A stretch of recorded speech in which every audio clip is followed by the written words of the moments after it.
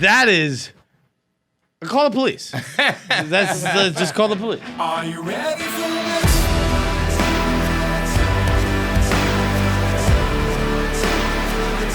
Are you ready for this?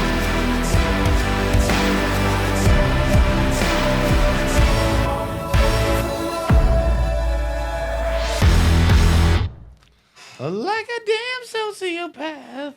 Do you like that song? That song is so I don't know good. that song. You don't know Olivia Rodrigo? Is it good for you? Yeah. Or Yes. someone other? I don't think it's that good. You don't think so?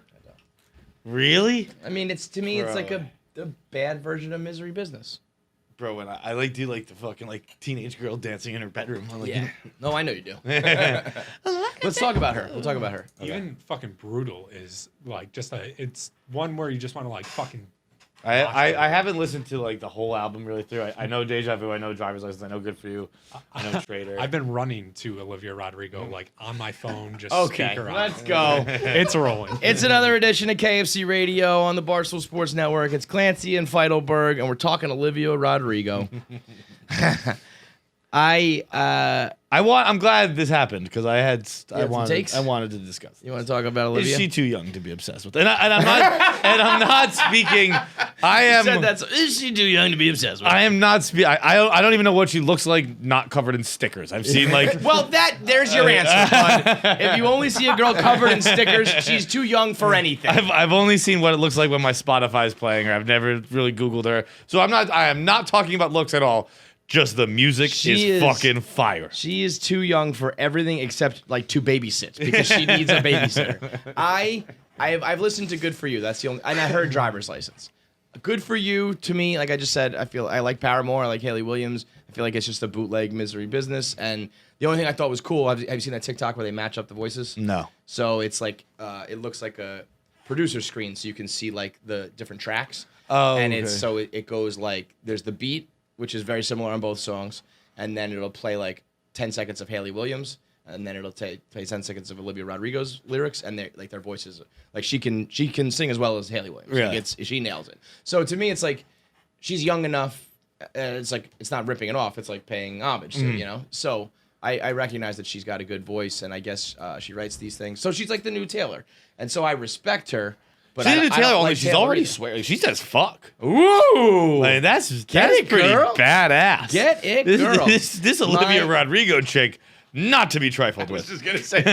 I think my thing is, and it's fine because like whatever, you don't have to be this way, but when you are writing like breakup anthems and you're like 15, I just think it's. But like people write fictional songs all the time. You don't have to like. I think those are have the done- time to write them. because you're like so young and emotional and stupid. Yeah, like when you Yeah. break up as an adult, you're like, Whatever, dude. Like, Yeah, that, I I guess don't know. that's true. When was the last time you had like a fucking like? Well, I went through a horrific divorce, John. So about 3 years ago. 3 years ago is a long time. You're right. It's a long time, and, You're right, and you're right. like a Yeah, divorce is different than a breakup, obviously. yeah. But like when you break up, it's kind of like when my last breakup, I was like sad in a weird way. It's the beer store is the one thing I learned about it. Yeah. But then I like walked out and I was like, all right, whatever. Like, I almost would like to get dumped now that I've been through everything. I would legitimately be like, okay. yeah. Okay.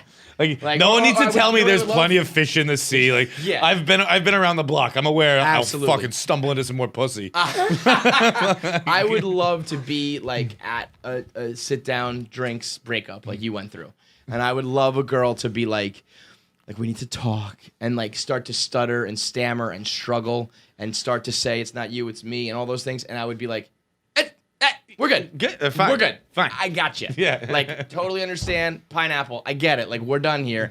And I would love to just be able to like letting someone off the hook like that is like the nicest thing you could do to someone. I did the exact opposite, but I would have if I realized. but you- I didn't realize yeah. what was happening. Right. Once I realized what was happening, I was like, "Oh yeah, I'm just You gonna get out weren't of being here." a dramatic bitch. You were just like a confused idiot. yeah, exactly. yeah. I'm not smart. This is the problem. I would love the gift of like I will break up with me for you.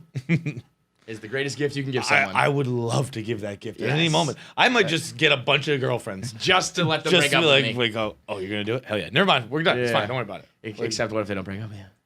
Now you got a bunch of girlfriends. The worst thing in the world. A bunch of girlfriends. So I mean, to me, like, yeah, if you can write bars, you know, there are rappers who make up stories about being gangbangers who never did it. There are people who write, you know, Taylor said she's writing all of these songs are at least allegedly fictional now, right? Instead of like Some of based them, in yeah. reality. Yeah. So like, yeah, you can write songs the same way you write stories and screenplays and all this shit. But I just think it is funny when, I guess it's like I don't mind people being a fan of her. I think it's just weird when we like if you're a grown adult. Okay. Almost. So we're talking to me right Yeah. But I guess more so girls than you. We already know you're ridiculous. But I think if like a grown female is kind of like Olivia's like talking to me right now, it's like it's a child. Oh yeah, like I don't if you were even to ever sit down with a 15-year-old girl and forget about music, if she was just to be like, oh my God, I know what you're going through, sister. That's like when Diane broke up with Tommy. You'd be like, shut the fuck up. Yeah. Your like high school breakup doesn't mean shit compared to me. But when it's in song form, you're like, oh, like she's pretty. But see, I think the opposite. I think the high school breakup means more. We just went on about No, this. it doesn't. Like, Well, it means more to the person, but not the other. That's what I think is weird. That the listeners are like, oh my God. Because I'm not connecting it to anything Yeah, or whatever. I I'm just think girls are rocking kinda out. like- I mean, the only everybody's artist who rocking like out. I actually listen to lyrics to Taylor Swift. Everyone Yeah. else like I'm just like. People are comparing her to Taylor. So I think people are listening and being like, what a great songwriter and what a great like emotional blah blah blah blah blah. And that can all be true. I just think if you take it to the point where you're like Olivia Rodrigo, like I'm gonna live by her words, it's like she's literally writing about the time she got her driver's license. Like, you need to reevaluate. But whatever. Bro, that was a big time in my life. Yeah. But the first time I got my freedom, Kevin. Come on. What was like the first thing you did when you got your license? Did you go somewhere, drive somewhere, do something? I think don't think I did. Sickeningly enough, sadly enough, I think we like drove to get beer.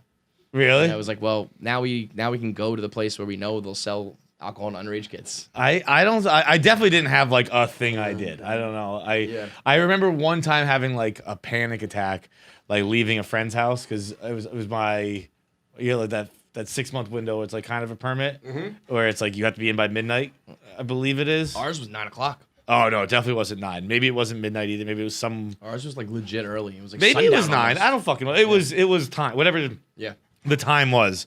I was like leaving my friend's house like 3 minutes late, and I was like, "Oh man, I'm gonna get pulled over and get arrested and never get to drive a car." And I was like freaking out. But that wasn't the day of or anything like that. My buddy Block had he was a year like older. He had like a late birthday or early birthday, however that works. So he was like a year older than everyone, and like got it on his first try or whatever it was. So he had a license like way early. You didn't get it on your first try? No, I failed. Listen to this. I went to ironically enough where I live now. I went to get my test in Mount Vernon, and it was like kind of known that like you. So I was like the white boy in Mount Vernon, and there were these just like fat, nasty old women who wanted to just like fail people, right? And so I'm sitting in Mount Vernon, I'm like in the hood, and I'm waiting, and there's this sweet little old lady. She must have been like 100, and she was walking towards my car, and all of a sudden she just went with like another woman, and she came in, and I mean she was just like, let's get this over with so I can fail you, boy. And then I did like fuck up bad. There was something I fucked up on like the 3-point turn, but I remember I was like rattled once that happened because I was like, I'm failing this shit right now. So I was like, I had no chance to even pass it once that happened. But I did. I actually long to one day. I know people don't think I care about anything, and to the extent that's true, but I long to one day not give a fuck to the point of driving instructors.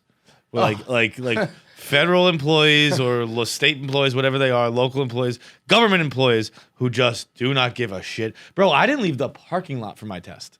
So They just passed you? So I scoffed at you for not passing. I fucking did a lap around the parking lot. Parking lot? Inside of fucking, it's the DMV in Fall River is near Yeah. like a Pub 99. So it's like they kind of like, it's like in the middle of these mills kind of deal. Right. And I just did like a lap around like an abandoned mill and then pulled into like a parking spot. And they're like, you're good. Did you have to drive in the street, Nick? Yeah, it was like So a that's- lap around the block, pretty much. Really? You?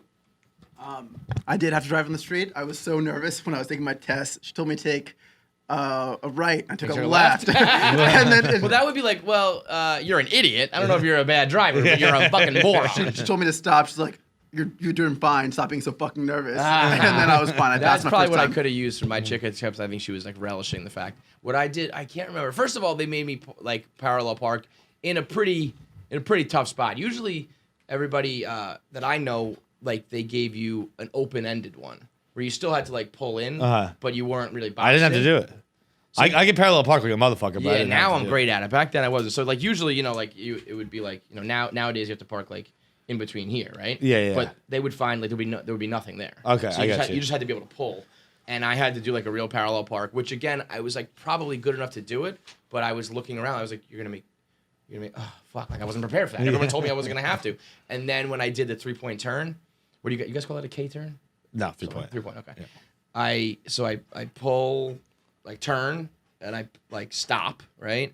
And then I was so overly cautious that I'm like, let me check both sides and everything. Like, let me resume, and I didn't put it in reverse. So I quit. I mean, I just went forward for a quick second and hit the brake, but she was kind of like, I watched her go like, I was like, fucking A. And I think I rolled the stop sign too. So I had no shot. You're like a buddy who had one time called me after he got fired, and I asked him, well, why'd you get fired? He's like, it's such fucking bullshit, man. And I was like, oh, what happened?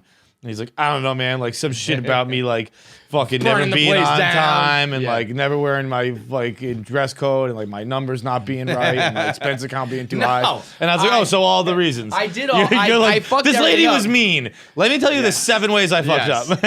But I fucked up because she was mean. And then I was so pissed about that. Then we went. I scheduled one like out in like the sticks of Long Island because like everything nearby was like you're not 6 months so you can try again. So I was like, what the fuck? So we drove like 2 hours out to Long Island, and it was like then I finally got like a sweet little old lady where I probably could have run somebody over. She was like, whatever, man, here you go. How funny was that? Like that little window of COVID where remember everyone in Georgia just got their license and then they tried to rescind it. No, I don't remember this. When COVID was really popping, it was like we can't do this. Dangerous to have everyone like getting in and out of cars and all that shit. So they were just like, we issued everyone a license, and then they like the next day, somebody was like, wait a minute, no, that's a horrible idea, and they were like, please come back and give us it back. Like like we rescind it, you have to give it to us, and the people were like, no, dude. What? I don't even We're understand. Like, how do you can you just fucking do that over the system? Like, I guess like all those yeah. things Or are. I guess it was invalid. maybe more like you have to come take it, and it was like, I don't know, I got my fucking license, I'm not doing that. Texas saw that and they were like, it's a good idea. We should do it with guns. Good luck with that one. Yeah, everyone can have a gun. We don't care. All right, today on the show we've got Nicky Cass. You know him from Instagram and TikTok. He does Pasquale with the big Italian accents and the face filter. Just genuinely the nicest kid I've ever met in my life. A very kind gentleman. So fucking grateful. So like everything, like doing, like knows exactly what he is and what he isn't, where he's going, what he's doing. And I think we talk about it in the interview, like calling him a TikToker. I think when people say like you're a TikToker, there's like a negative connotation, and he is like the polar opposite of what you would think of when you think TikToker. So that's a new up and comer. I feel like who on the show, probably our youngest guest ever, right? 20 years old. We've never had a teenager on the show.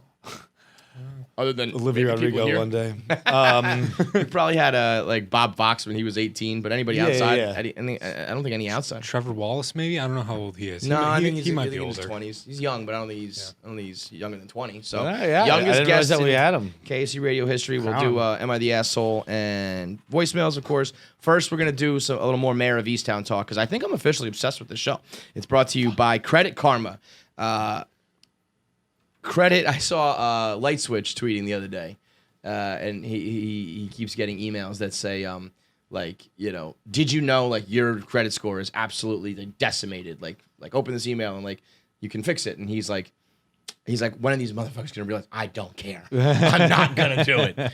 But good luck to Lou. But I think everyone else, I don't think people realize that your credit being bad is a fucking problem until you're like buying a house or something and you can't. It's like, oh wait a minute, I have to undo like 15 years of I've been working bad on it. behavior. I miraculously have always had a good credit score when it counted. When I was buying a house or getting a car or whatever, I was always like here you go, like really expecting them to be like, you don't qualify. And I think I've always been like in the 700s. And I was like, wow, holy shit. Because I have a lot of medical bills don't count though, right? Something like that. Because I have. I almost tried to give you a real answer there. I once got a bill for one of my or maybe multiple of my surgeries, and it was something like $199,000, and I was just like, "Hey, see you later." I'm not gonna do that because I just can't do that, so that must not count. Anyway, I've been lucky, but a lot of you out there, if you've missed some bills, missed some tickets, delinquent on all sorts of payments.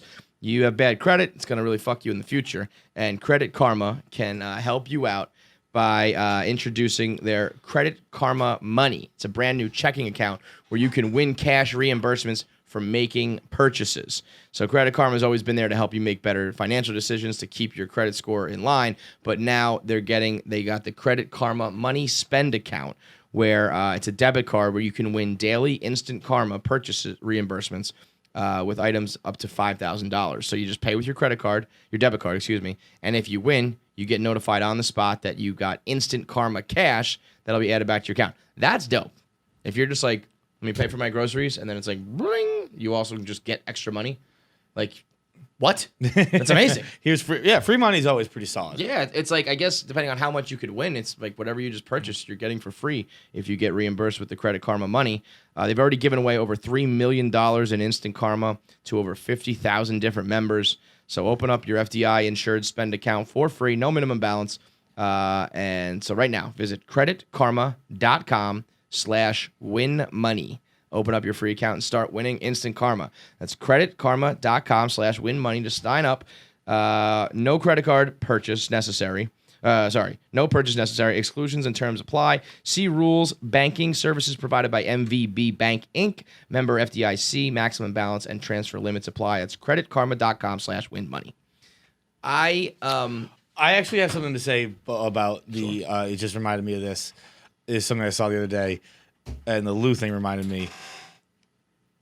It is because I thought that was going to be a scam or whatever. Mm-hmm. It's crazy we just allow scams. Like how are scams not illegal? Well, I think some of them are. When people just call your phone and they're like, "You owe us money." Yeah, and it's like that's a lie. How do people let that person call me? I think it's kind of a buyer beware, or kind of like not buyer, but like But I have so much fucking stuff now that I'm like, maybe. Could be. Like that, maybe. Do you I think get the Coinbase thing when we were trying to do Safe Moon and all that shit. The Coinbase thing, I was locked out of my Coinbase account because they had sent me multiple emails being like, you need to verify your identity, and I was like, I'm not doing that. That seems like bullshit. Right. And so I had to fucking go re-verify and do a whole fucking thing with that. Well, but if I wouldn't have ignored that if I wasn't also getting scammed at the same time. So what? Like, let's say you call the police. And you're like, open an investigation. I'm getting No, scammed. I don't think that. You're like, fuck you, man. I think that it should be like, because we defeated robocalls and stuff. Yeah. We beat that a little bit. I feel like it's on the rise. Oh no, that's what I'm saying. We Yeah. just let it back. Right. There was a good stretch where it was just like they didn't exist anymore. I mean, like, what the fuck is the extended warranty thing? I don't know. I mean, what is that? Why is everyone getting that? I get that like 3 times a day. Somebody I swear to God, the next president, he or she runs on a platform that I'll stop the extended warranty cold calls. You got my fucking I think vote. it was Trump who brought him back. Motherfucker. I'm not I don't give a shit about the racist stuff. I don't give a fuck about COVID. You brought back the cold calls. Fuck you, 45. Fuck you, Trump. It doesn't make it. I'm not 100% positive on that, but I'm pretty sure it's just crazy. We beat one of the most annoying things in the world, and then we were just like, yeah, you know what? They're back. Because it's been back on the rise in like the last 4 or 5 years, right? So that would stand to reason that it was it coincides with that fucking guy. Trump law. But it is like, why are these a thing again? But like, why has also like the Nigerian prince thing? That's been going on forever. Like, there's nobody who, because that works on old people. You'll hear a story every now and then of someone who sent. Like the only reason they happen, the only reason they get sent is because somebody out there's got to be being tricked, right? So like, there's not some cyber police like division that's just like take care of that. or there's just so many of them they can't stop it. I don't know. I guess it's they're like, probably pretty. The cyber police are probably pretty focused on trafficking, but I don't. It just, once or two times a week, I have a nuisance, and I feel like you should probably focus on that first. did you see the DeFi 100 thing? No. So DeFi 100 is a coin, crypto coin. Okay. Now, I think somebody said to me, Oh, yes, I did see this this. might be, they got hacked, so maybe it's not them doing it, but they got like investors or people to spend, like I thought they were buying coins, $32 million.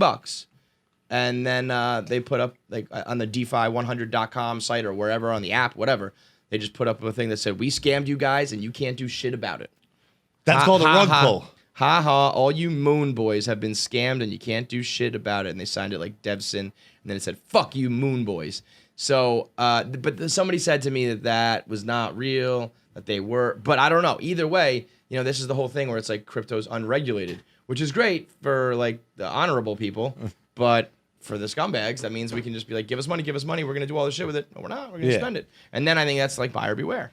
Because I'm sure when you sign something, do something, give money, there's always fine print and it says like...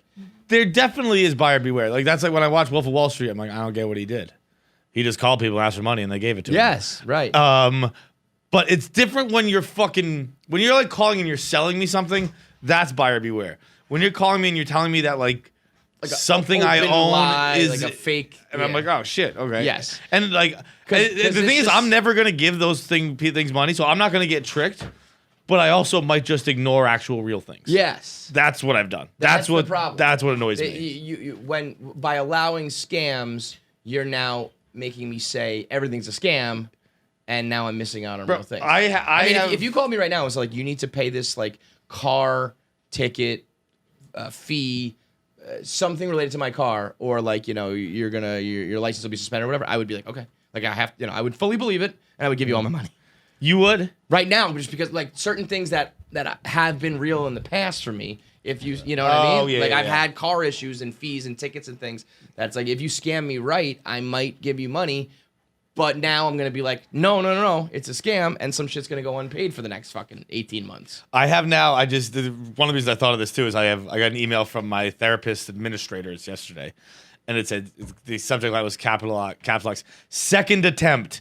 Important update. Yeah, I get a lot of that. And I'm still not going to do it because I'm still not fucking sure it's real. What I've learned too is that I think that we have grown up in relatively like, stable and sound financial homes where like I've got a lot of shit that's gone to collection agencies, but then the collection agency hits me and I pay it and I think they're like, okay, that's like good enough to not like destroy my credit. Whereas, it feels like I feel like I think you gotta really, really fuck up a lot consistently to really fuck your shit up. Yeah. You know what I mean? Like it's almost like I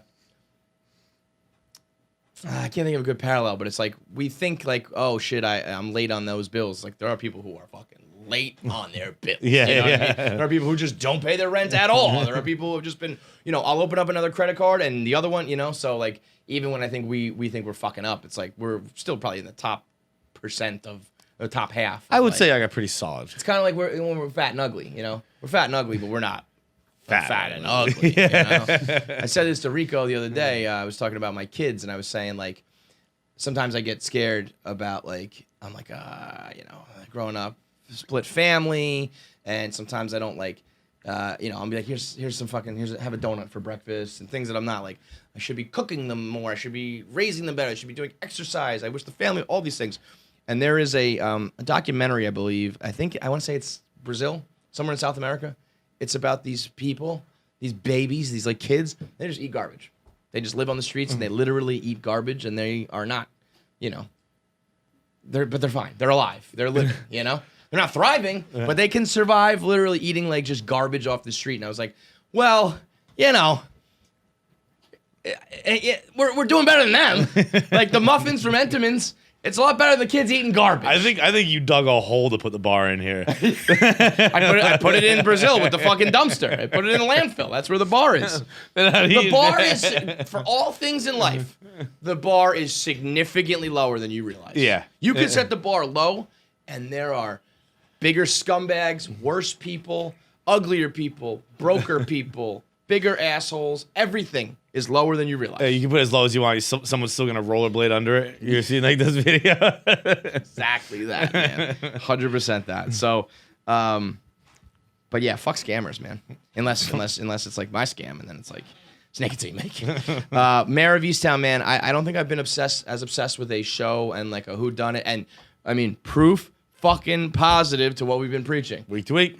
the week. I mean, the whole there would office be- is buzzing about Mare of There Easttown would be today. none of this. I talked to you, and Casey jumped in. I walked over. I started talking to Marty. Then I saw Bob Fox was there. I said, "Hey, Bob, do you watch Mare of Easttown?" He said, "Oh yeah." We started talking. Ken Jack came around. I mean, literally the whole office. Trent's the only one. He's watching it and he hates it because he's like, I can't. Like, he's just Trent. He's so happy and wants to just watch like Disney Plus with Rob.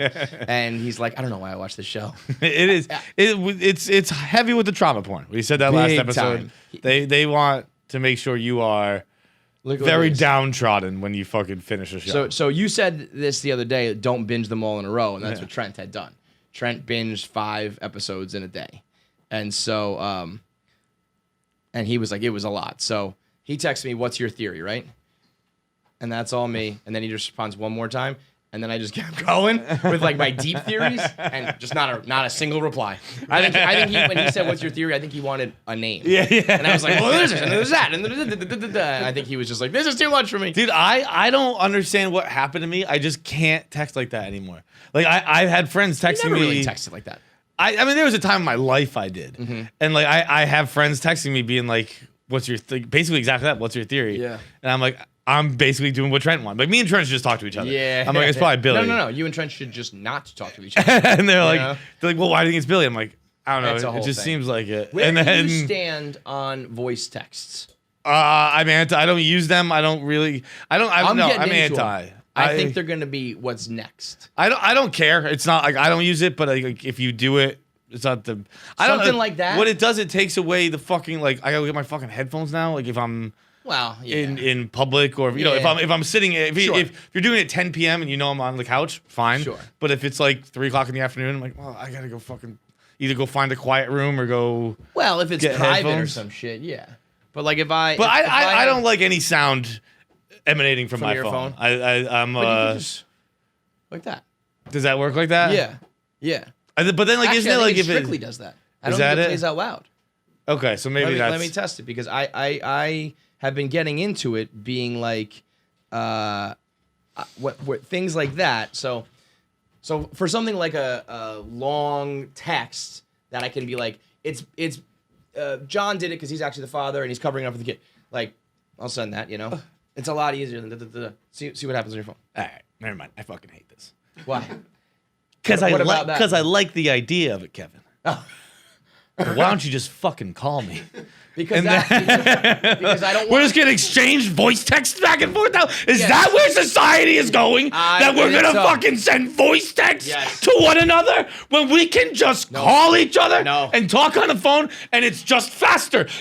Talking on the phone is 100% the fastest and most efficient form of communication, and for some reason the world refuses to accept it. I could stand with the texting, but if we're gonna go to voice texting and we're just gonna voice text each other back and forth, Kevin, I'm gonna lose my fucking mind. You're gonna lose your fucking mind? You're gonna? Hang on, let me listen to your voice text real quick.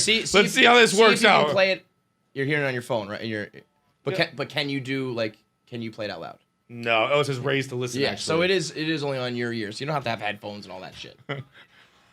Makes it even worse, Kevin, because I still gotta hold my fucking phone like this to listen to you, and then I gotta well, that's why then I gotta come in here and I gotta do this. I gotta send this. I think this is a voice text I'm sending to Kevin, and it's enraging me. But I guess we'll just do this, and then I'll hit fucking send, and you'll listen to it, and then I guess you'll fucking send one back to me. That's how this works. So that's why I asked where We're you this stand. anti-phone call. Because I like it. That's why I asked where you stand, because I want to do it, but I don't want you to do it to me. Because what the difference is, if we're having like a discussion about something, I guess if it was like we are guaranteed to only talk about Mare of Easttown right now, I suppose I will talk to you. Yeah, well, what do you think? I'm fucking like, what? Anyway, what else is up? Well, yes, that's what most people do. If I Not call, this guy. I know. So I can trust. That's why I'm pro phone call. If someone texted me and said, "What's your theory on Mare of Easttown?" First of all, that in this day and age does not warrant a phone call. You just have to understand the same way. There's the hierarchy. You don't FaceTime. You maybe call. You're allowed to text. You know. So if someone says, "What's your theory on Mare of Easttown?" and I call them, they're gonna be like, "Well, wait a minute. I don't want. We don't have to do a phone call over it, right?" But also, if I call you, if I texted you that, and you were about to text that slew of blue, call me and be like, all right, I got that text. All right, here's what I'm thinking. I'm like, oh, word. That is what I do often with that. Either I'm driving or I'll say, this is just a lot easier if I just da-da-da-da. Like, I won't just like do it unannounced. But also, you can't trust these motherfuckers. I give you my theory on Mare of Easttown, and then you're like, oh, okay, that's cool. Like, did I tell you what happened at work the other day? And it's like, well, fuck. Now I'm stuck on the phone with you. Okay, that's a fair concern. Because these people don't have social couth. You do. I can trust you. Yeah, nobody else. That's a reasonable concern. Like, so how are the phone kids? calls. Like, I know. I'm not talking about the kids. We're talking about Mare of Easttown. Yeah, I know you think that texting is open ended. I think phone calls could be open ended. But even an open ended phone call is usually capped at 10 minutes. An open-ended text message, we're doing it all day. 10 minutes. But we're doing the text all day, and it takes so long to text now. I don't even know why. I'm just like... That's why I do the thing! I know! That's why I do the phone calls! It's a controlled phone call. It's a phone call where I have control of what is going to be said and where it's going to stop. Motherfucker, I got control, too. It's an end button. Yeah, well, that's the thing. And they'll just shoot you a text. Yeah. Sorry, dropped it. Also, you know what's funny is it does this thing where it'll say, like, keep, So, like... It's for like, I don't want to put this in writing too. It's good for that. Yeah. And then it just disappears. So it's like, but then it says, if you keep it, it says like, John has kept this. So if you're sending some shit, that's either. You sending some nasty? Yeah. It's like, let's say I sent a message where the word gape was involved, and all of a sudden, it says you kept it. I'm like, well, that defeated the purpose of me doing it and not putting it in writing. What are you gonna do with that? Oh, I got a Cameo the other day. So you can do this thing, one day Cameo. I have a week to do my Cameos. That's like what I set it at. Mm-hmm. But you can do this thing where if you want someone to complete it in 24 hours because it's their birthday or whatever, you can put a premium on it. So I put like some extra dollars on it, so it's like worth my time to like stop what I'm doing and make it. And so this person, upcharged themselves 50% extra, and they just said it was booked by X, and it was 2X, like they wanted it all to be anonymous, and it just said, say nothing is coming. That's it. Nothing else. No other explanation. Just say nothing is coming. And I was like, I need to know what this is about. Oh, why? I do that so quick. I mean, I did. Okay, yeah. And I actually, I did it. I did it like I was like an actor. I was like, nothing is coming. Nothing is coming. Nothing is coming. I just did. I was like, I don't know how you want this, but here you go. Here's several choices. But I need to know because I started to. I was thinking to myself, maybe I shouldn't even give you fuckers this idea. But like, you could get me to, if somebody just said like, here, like for $100, just say, like I disagree. And then you put a fucking TikTok out there where it says like, black people shouldn't get jobs. I agree. I disagree. Like whatever. You could make me fucking into the. If you have my face saying something for real, you could do all sorts of shit with that. Deep fake me or whatever. Yeah. For sure. Put me in like a green screen background, whatever. Yeah, exactly.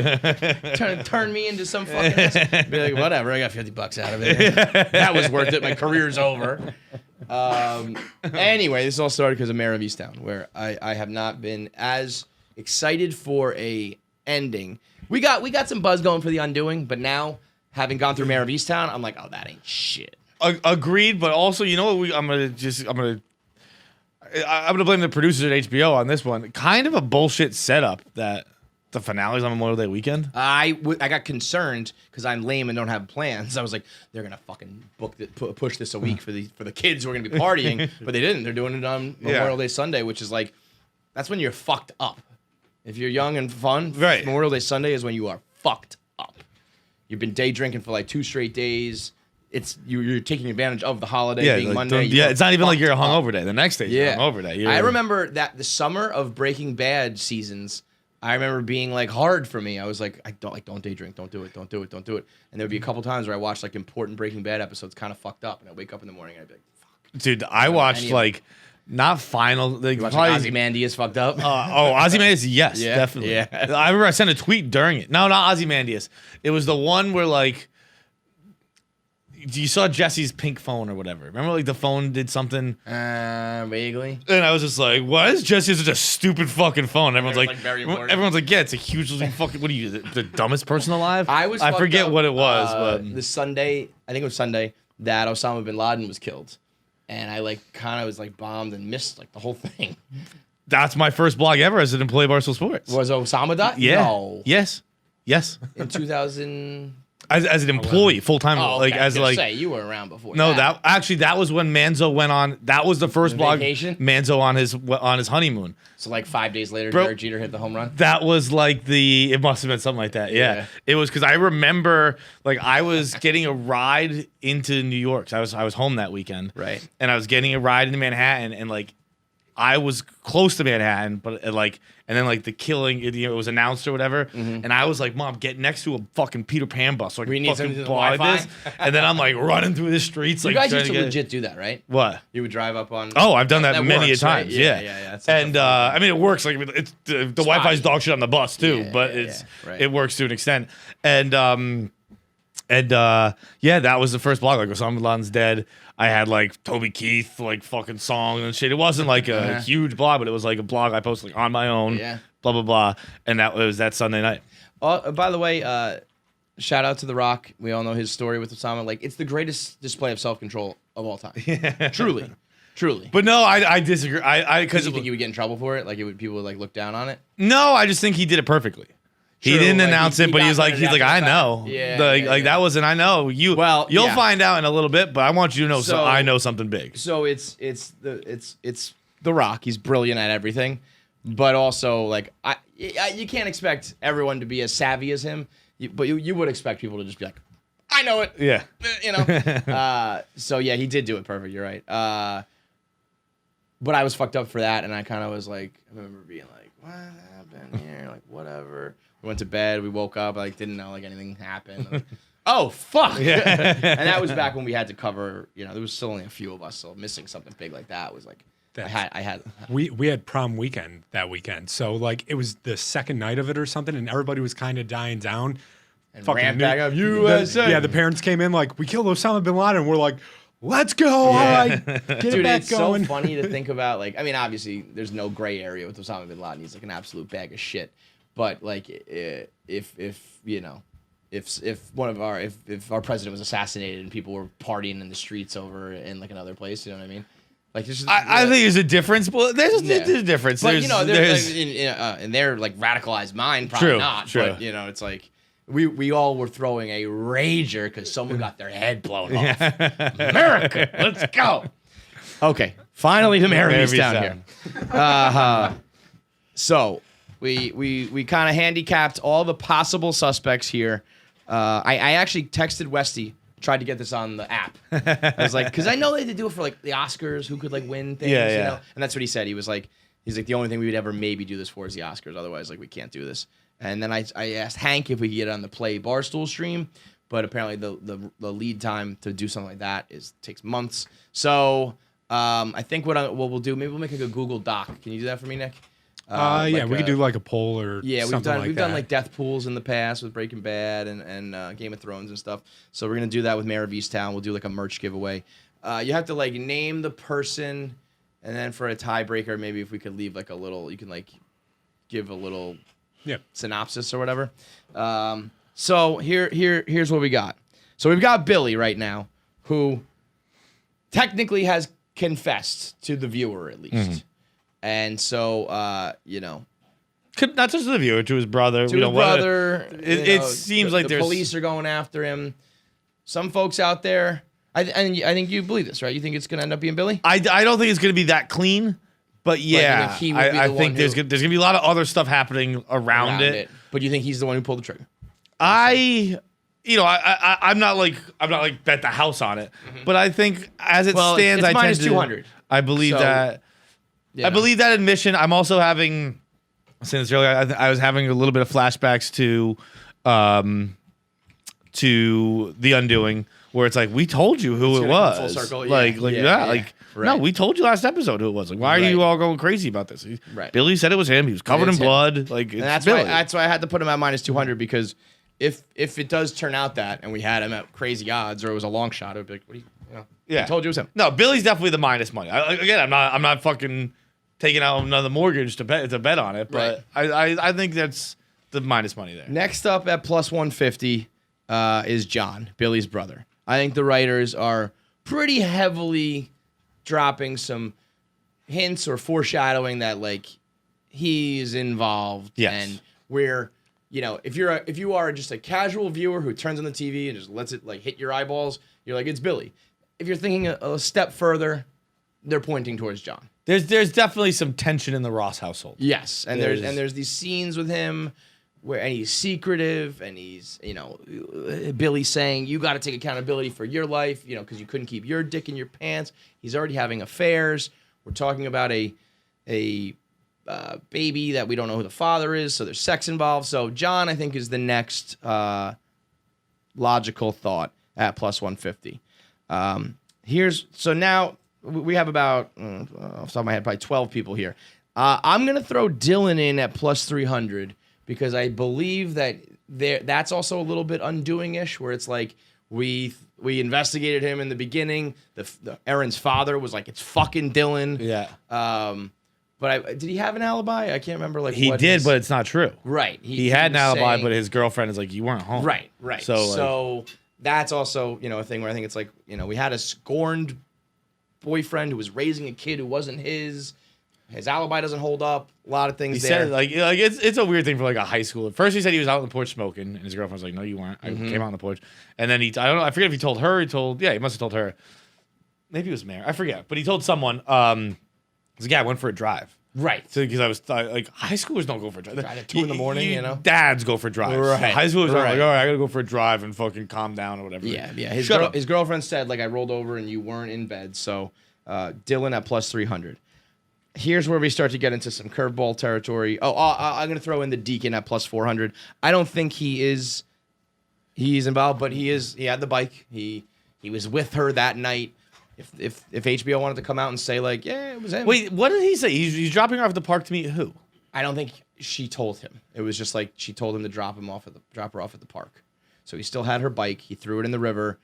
I do believe like I get, it's one of those things where how's a human interact? How does a human act that way? Like, I get if you have these other panic? allegations and like, you're like, So fuck, he's I'm got getting other rid of this, allegations. but that girl's dead. He Like, was there. Fuck this bike. And I got her bike and her DNA fingerprints probably all over the place. Yeah. So I'll throw Deacon at plus 400, although I don't think it's him. Here's where we start to get into some of the long shots and the twists. I'm gonna throw Lori out at plus 500. I think Lori has been immediately. Lori tried to push Frank onto Mare. I think she's either protecting what the show has shown us right now is she was down to protect Billy, right? She was down to lie. And if it's not Billy and it's John, I think maybe she could be protecting her husband. Potentially, she finds out that her husband was the father in an incestual affair. She gets mad. Weird person to blame. It would be an odd person to blame. To kill Aaron? Yeah, I could see Maybe. killing John. Yes, but also, maybe I could see it being like, But like yeah, you've already cheated on me once. Like, yeah, fuck I'm these angry hoes. at you, and also Yeah. like I don't want to kill the father of my son. I Yeah. don't want to punish him, but like fuck this girl. Could be a crime of passion. I don't think it'd be a where's crime the of passion. Baby right now. Dylan's parents are coming, are taking care of the baby, right? Yes, This poor incest baby, yes. allegedly, probably. By the way, that's intense. Incest babies, like short of Game of Thrones, there's not many shows that like touch that topic. So, good for them. Tied to Lori, I think at plus 650, and this is my theory. This is where I think we're going. I think it's going to be Ryan, Lori, and John's son, Ross, right? The Ross family? Yes, the Ross. Ryan Ross, I think, is going to be the killer. And I think because there's a couple scenes that just don't make sense unless he's involved. There's the scene where he beats the shit out of that kid with the lunch tray in the cafeteria that I think was there to like show that he has like some violent tendencies. I think when there's a scene where John Ross is saying it'll just be our secret, don't worry. I think people are supposed to think that it's a son covering up the affair, where I think it was a father saying like, you murdered the girl, don't worry, we'll get rid of the body, we'll take care of the secret. And that's why I think Lori would be a little more inclined to defend them. When Lori says things like, what's going to happen to Billy? I feel like it's like they're convincing Billy to take the fall for his nephew, and they're worried about what's going to happen to Billy, so they're kind of like thinking through what they're making him do. Now my seems to be the role I'm playing here is devil's advocate, because he always needs help. Isn't the meet me in the park a bit of an elaborate setup for a middle schooler? Well, that's why I don't know if it's going to be like he was. I think it could be not a mistake, but like she was meeting John, and Ryan like followed him out of the house or something like that. Okay. Like I don't think it's gonna be he plotted this and like a premeditated because that would be tough for like a middle schooler, right? Yeah. But I think it's gonna be like wherever.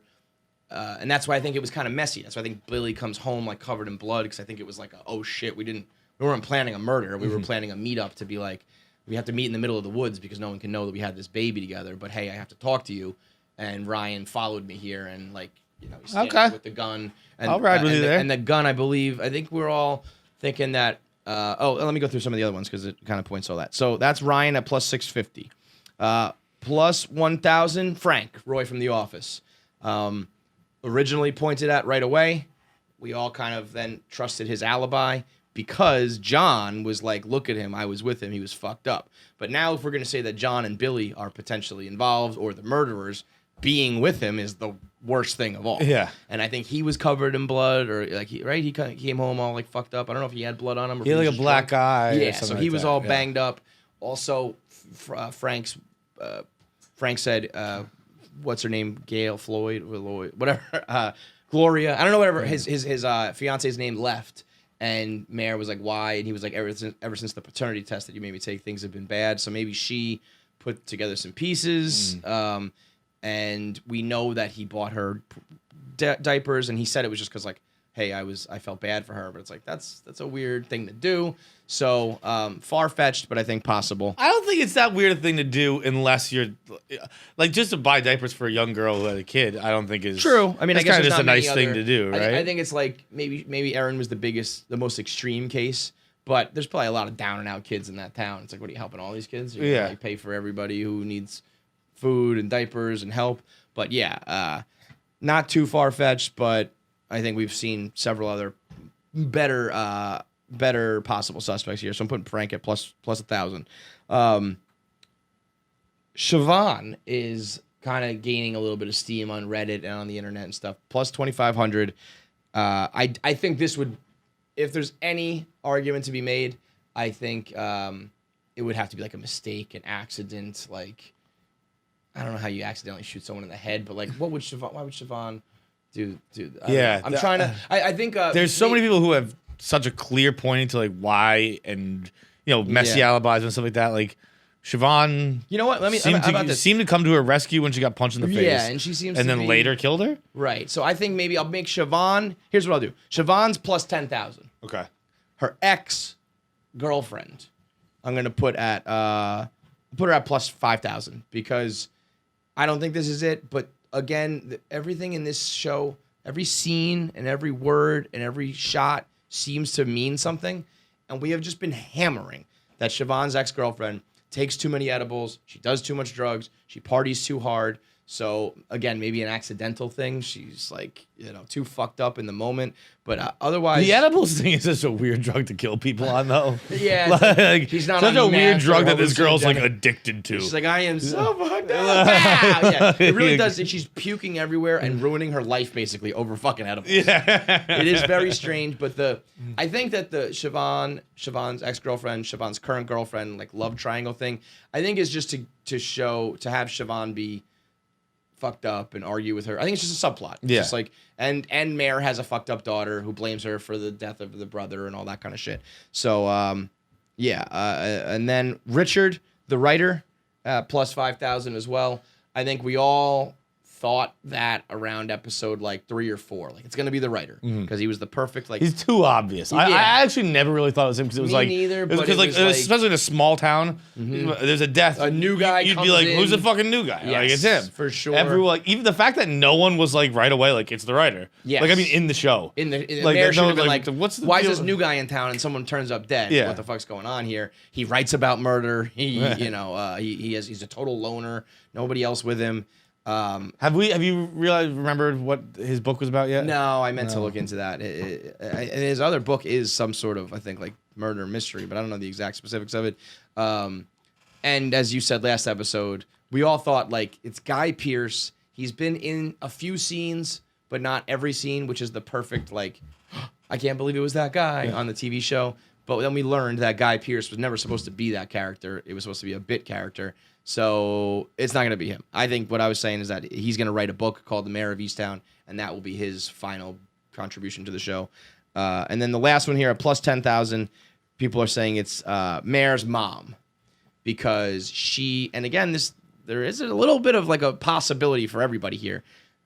Mare's mom says the gun that was used to kill Aaron, she says that's a gun that your dad would have had. So they could have been in the house. They could have had access. Wait, to Mare's it. mom was the one that said that? I believe so. No? You might be right. Yeah, I think that's why people are saying that. Because I remember that line, but I forgot Mare's mom said it. I thought the chief said it.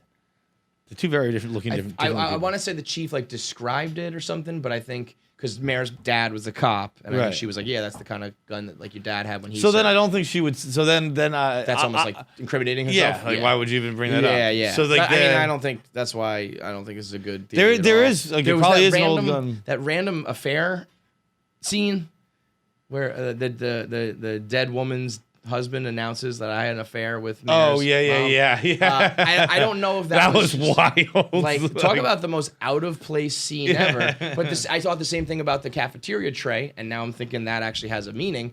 So maybe this affair means something. I think that was maybe the writers being like, we need to laugh once during the show. Like not everything can be complete Delco doom and gloom. So like, I mean, Kate Winslet was like belly laughing in the car afterwards. It was like this great moment of levity, but people are like, maybe that is involved. So I think it's Ryan. You think it's just going to end up being Billy, but like he pulled the trigger, but it's because I don't know what. Yeah, I think that's What's like your official theory? my official theory would be Billy did it. Billy did it as some kind of Who's the father? John. Okay. As John- some kind of like protecting his Protecting- brother kind got of it. deal. And then that's why he's so pissed because he's just like, he lived at home with his dad and he just like, it seemed like he's You the brother who fucked up wasn't my the life. successful one. And Right. he was like, fine, fuck it, I'll take this fall. Like, Right. I've been But doing he- it but your whole he's mad life about for it. you. Yeah, like, well, I might as well just take the final step. here. Almost like he's doing it for the election pity. Yeah, Like, yeah, I'm yeah. going to I'm ruin gonna your get the- life by fucking ruining mine. Watch. Yep, I can see that. But that also feels like a pick where it's like, maybe it's like a divisional round playoff game where you got like a great team versus a bad team, and you're like, this one's probably gonna be the win here. But it's kind of the But- boring pick. There, like, it wouldn't surprise bit of me chalk, if yeah. there's like, I think if it's not Billy, But here's my thing. What do you think then they're showing? I think that they're showing you Billy, but then the chief has that picture or the piece of paper or whatever, and he's like, we got to get Mare on the phone. I mean, that to me is just saying that like, we got to tell Mare that like it's not what she thinks. Yeah. You know? So what could that be? Oh, so you think it? No, that would make sense then. So the chief is like, it's not Billy's baby, it's John. But that doesn't. It could be, yeah, it's my baby, but I didn't kill her. So that would still hold up with your theory. yeah, Okay. yeah. I it's just, and like I think it's gonna be a lot of other messy stuff. I Yeah. think I don't think it's gonna be like. The finale is going to be like kind of wrapping up that storyline. It's going to be we don't know what's fucking happening. I think everyone has something messy to tie up. Well, the thing I can't figure out, there's a lot of little subplots. Siobhan's girlfriend and like what happened with Kevin, Mare's suicide son. But the Dylan thing is fucking me up. Why is Dylan hunting down a girl, putting a gun in her face and saying, keep your mouth shut? You got to be doing some serious. Yeah. My first thought was like he stole the money from Aaron's like, for the surgery, and he doesn't want to get caught stealing money. He's taking that too far, where it's like, I'm ready to shoot you in the fucking face if you don't stop talking. That's like, okay, you're tied to this murder somehow, and I can't put my finger on what that would be. He raised that baby.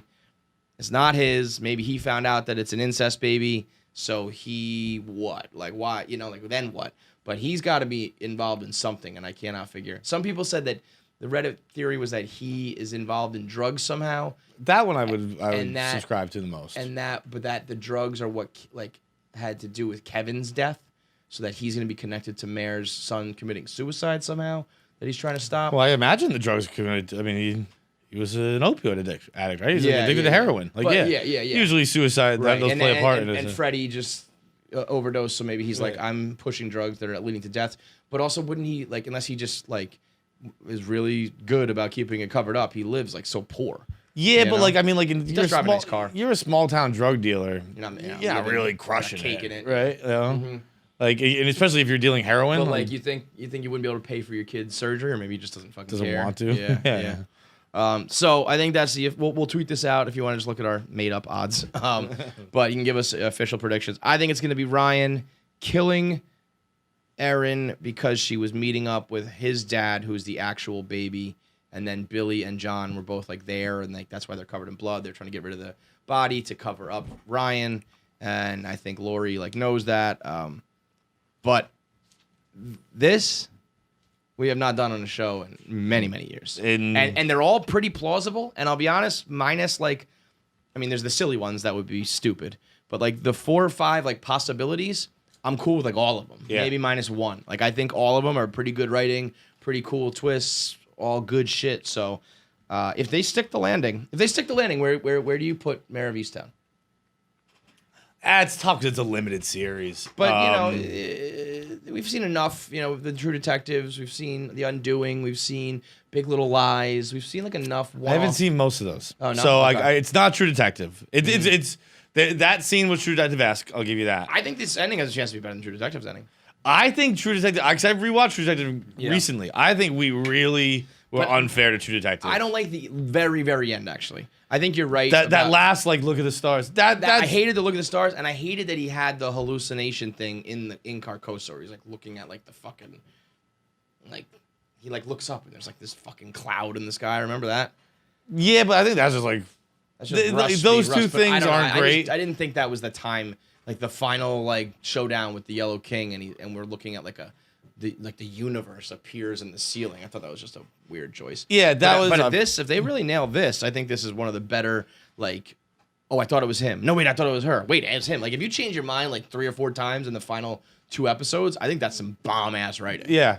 you know? I guess and I keep would saying put this, it. but the fact that they took it to an incest level, threesome potential, like whatever it is, not many shows touch that subject matter. So that's like you get bonus points to go somewhere like that.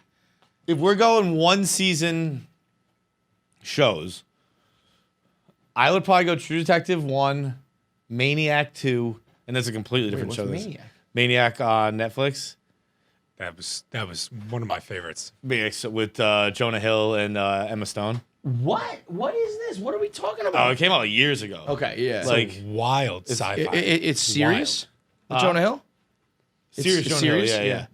Yeah. It's got the fucking They're like connected in their dreams or some shit. Like it's like an experimental drug. Oh, I did see this. Yeah. It was like a movie though, wasn't it? No, No, it was a series. I think I just watched it all in like one night. I though. loved Maniac. That was cool. That was cool. That I do think that was like a little bit different. It's definitely It's definitely different. it's a little more sci-fi-ish. They're almost like Justin being- Theroux's in it, right? They're- Justin Theroux's in yeah. it. They're a part of like a Coming off experiments or Leftovers. something else, Yeah. right? Yeah. Yeah. That was cool. But I just really liked Maniac. I'm surprised. I thought you would have had a different number one. What did you think one would be? For you, Mindhunter.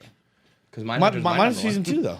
Huh? I They- know. they had Well, two oh, you're saying seasons. just strictly one season? If we're going either one or an Okay. anthology season, but I'm not saying that. I'm saying like I think like season 2 of Mindhunter I think is the best there is. season 2 is really. So I would go like season 2 Mindhunter, and then right now, because I don't really love the ending of True Detective, I also like True Detective. There was a few things I didn't like about it. If they nail this ending, I think it has a chance to creep up on True Detective. Really? Yeah. I don't know if I'm ready to give it that because it also doesn't have the cultural impact that True Detective. True Detective, we in the office we're loving it, and like Twitter likes it. It seems Yeah, like, but right? that's- It's not like Sure. I mean, I would never argue that. Yeah, you're we right. were doing a weekly podcast with True Detective. Sure. And that like there's no denying that, but that also doesn't necessarily just mean it's like that was because we had never seen something like that. It Yeah, was like, right. Like now, like the fact that Kate Winslet does this is as crazy as Woody and McConaughey, and Winslet's fucking awesome. Yeah. she's Like really we good. were all surprised by McConaughey and Woody, you know, whereas Winslet just came in and did the damn thing on a television show. Like she is incredible. Jean Smart's like more of a bit character, but she's awesome. Like there's some heavy hitting acting in this as well. But I think I would probably still end up going. It'll probably end up still being Mindhunter season 2 for me, True Detective season 1, and then maybe this. But it's just like when that final scene of episode 5 happened, and I was talking about just that scene. Yeah. Everyone was like, dude, like this is not on True Detective's level. And I was like, I'm not saying that. I'm saying the scene is. But now the way this is unfolding, I think it's getting into the conversation of the whole picture. I think the story, maybe not that way, like Rust was like he's the best like character in all of this shit, I think. So like that can't compare. But the actual who done it and what ends up happening is some really fucking bomb ass storytelling in my mind. I And mixing in agree. The other guy that was just like a little detour that was awesome and coming back, like it's fucking dope. I agree. I think there's a little recency bias to it. I love this show. I think there is a bit. I remember there was one time we got in an argument, an argument like this about it was fucking Making a Murderer, and then there was a new murder documentary out. Staircase? And you were like, it's just as good. And I was like, there's no way this is just as good. And it was. I don't remember the name of it anymore. Was it Staircase? No, That it was can't the be. one with the fucking the guy with the Oh, fucking the pizza bomb thing. Yeah, Yeah. Like we don't remember the name of that show anymore. Right, But it right, was like this is just as good. I was like, it's not Right. because it also like Making But I Murder also had that. didn't like Making a Murder. cult- So Making Murder had like that cultural thing too, and they're both great. Actually, I didn't really care for that other documentary, but these two shows are both great. Making a Murder and Mare of Easttown. I also think I came in thinking this is going to be The Undoing, and it's going more the direction of True Detective. So I'm pleasantly surprised as opposed to like being let down, and so that all kind of plays into it too. But give us your theories. Let us know what you think. Now I'm going to do Am I the Asshole? It's brought to you by Movement. You're an asshole if you don't get yourself a Movement watch. You're an asshole if you don't get yourself some Movement shades. And you're specifically an asshole if you don't get these shades. My boy Rory Kramer, I believe is his name. Let me double check that for sure. Rory is the one who designed these. And he is, when I wore these in my 1 Minute Man the other day. Yeah, Rory Kramer. He's on Instagram. He's a photographer and a designer. Dude is cool as fuck. Like, just is like that dude where it's like, yeah, you not only would you design these shades, but you can wear these and pull them off. He's got like long, like blonde surfer hair. His whole Instagram thing is like the polar opposite of my life. He's just like cool as shit. So you got guys like that. Honestly, like you look at his Instagram, I don't know if you can even see it, but it's like this dude is just like the kind of guy. He's taking pictures of Bieber. He's rolling with like the most important guy. Yeah, I mean, he's like Bieber's like personal photographer or some shit like that. Skateboarder, surfer type guy. He's designing Movement stuff. So you know you're going to get some cool ass shit like these flip ones. I think I'm going to go with one down, one up. I think that's the look. I'm sure Rory's like, take these fucking off. I don't want you. I want like a cool kid wearing these, not you, dad. But Movement's got the shades. They've got the watches, all affordable. The watches start at just $95, nothing over $130. I think the shades start at like $50, $60, whatever. Now, designer sunglasses are like $300. You sit on them, you lose them. Designer watches are like $500. No reason to do that. You can get quality materials, quality style, all at an affordable price. And right now, when you go to MVMT, like movement.com/KFC, you get 15% off today, plus free shipping and free returns. I think Movement was the first people to take out all the vowels that I can really like pinpoint. Really? What other brands like precede them? They've been around for a while now. I think Brixton was the one I always thought of. I don't know that one.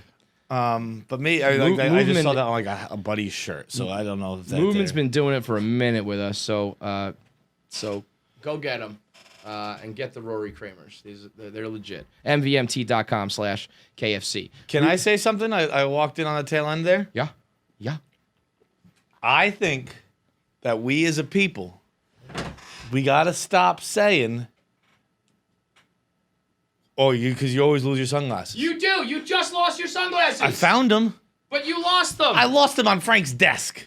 You But just lost your sunglasses. But the reason I'm saying it is that because I think that just makes it acceptable. Whereas if we all just stopped saying it and we were like, let's not lose our sunglasses. I think it's a thing somewhere for a reason. in the because people are just like, I lose my sunglasses. I think if it's like, I hey, don't try to lose my sunglasses. I don't want to lose my. I never say to myself. but somewhere deep in your mind, because never you always to say it's myself, okay. It's okay. Every time I do, I'm like, fuck. I think it is. There's a reason why it happens. It's because you wear them out and then you're drinking and shit. You wear them out to the beach, but then you go to the bar. You wear them out, and then you're a place where you don't need to wear them anymore. So you put them down. You just put them in your pocket. You sit on them. You leave them with someone. They're the most losable things in the world. They are losable. I think they would be less losable if we didn't say it. If it was because I think you're just convincing your subconscious like, hey, who cares? They're sunglasses. We lose them all the time. That's what everyone does. I think if it's like, hey, you know what? Summer 2021, we're keeping track of our sunglasses. The reason why I like Movement is because they make them affordable. So you just buy like 3 pairs for the price of normally 1, and then it's like, oh, I lost those.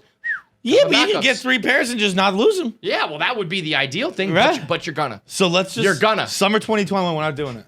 Not doing it. You will lose your sunglasses from now until the end of time. No. If you're listening to this, your grandma's dead, and you lost your sunglasses.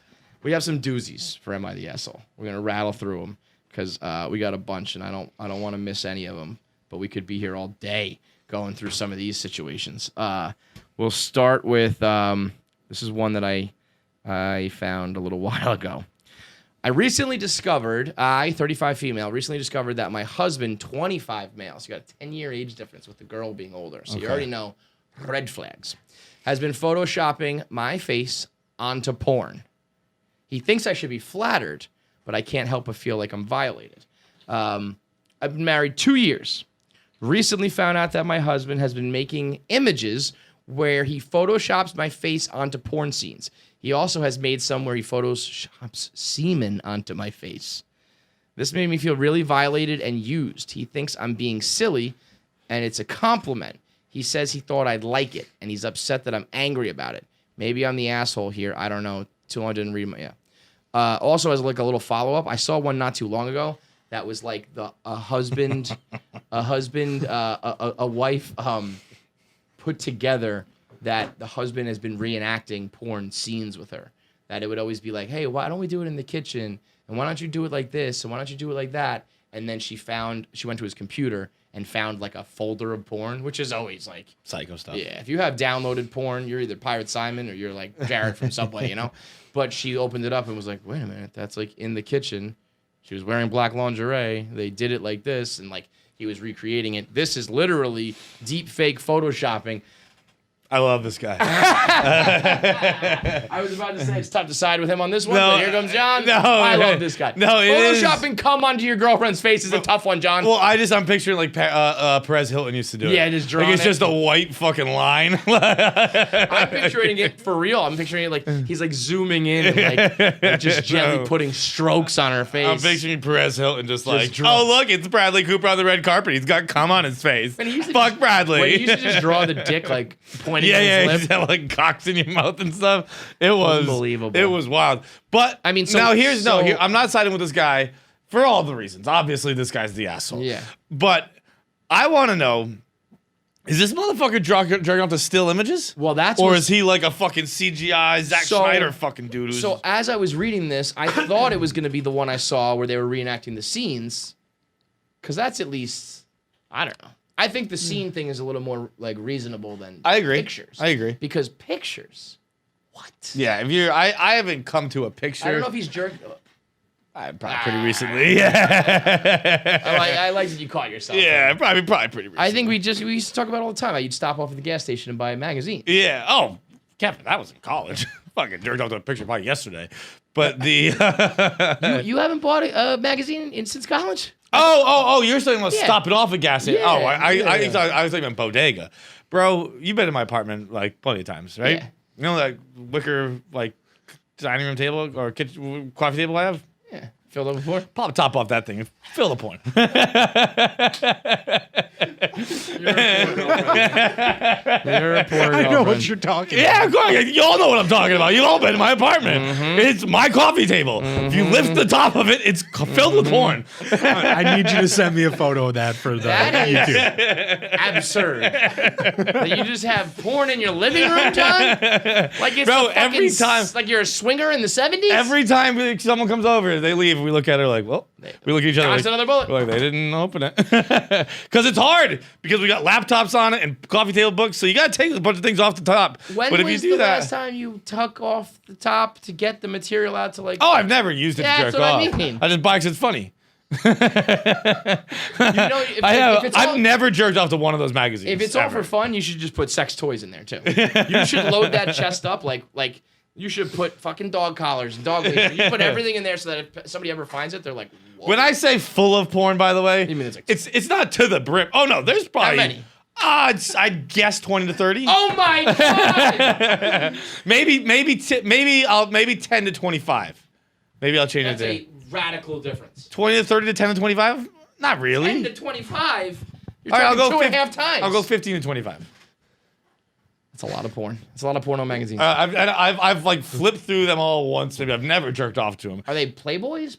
Or are they All like- kinds like of stuff. hardcore? No, there's hardcore in there. I don't Yeah. think there's any Playboy. Actually, I think it's pretty largely hardcore. Got know some what's- obese ones. Got some. Oh heavens! That's Yeah, I bought the funny ones. yeah. Some mature. You got any grandmas? Definitely. You know Definitely. what's funny when you see the porns where they're taking the pictures and they're just like, there's a girl just like posted up and she's got like 2 dicks in her and she's just like, Yeah. and she's like, and she's just sitting there. And the guy's laying there, dick is just in the butt, not moving. He's not thrusting. He's just sitting there with a dick, with an ass wrapped around his dick. It's like, do we get the shot? Did we get it?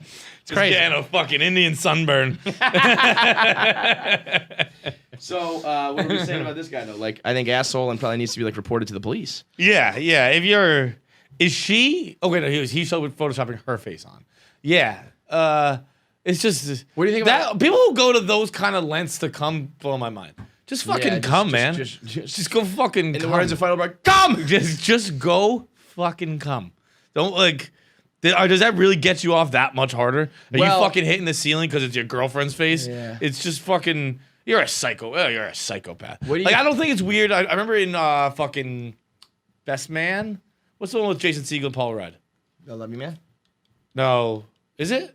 Yeah, I think you're right. I think it is I Love You Man. When he's like, you jerk off to your girlfriend, that's weird. I don't think that's weird. Like that's normal. But to fucking take the time to Photoshop your girlfriend's face onto Well, a porn star is I do believe. like, bro, just go fuck her. I think. Well, That takes- Here's the thing. that's- I think what Make you're, a sex tape. What you're talking about. So what you're saying though is you're assuming everyone like is in a happy, healthy relationship where they're fucking each other and stuff. Like when people say like you jerk off to your girlfriend, that's fucking.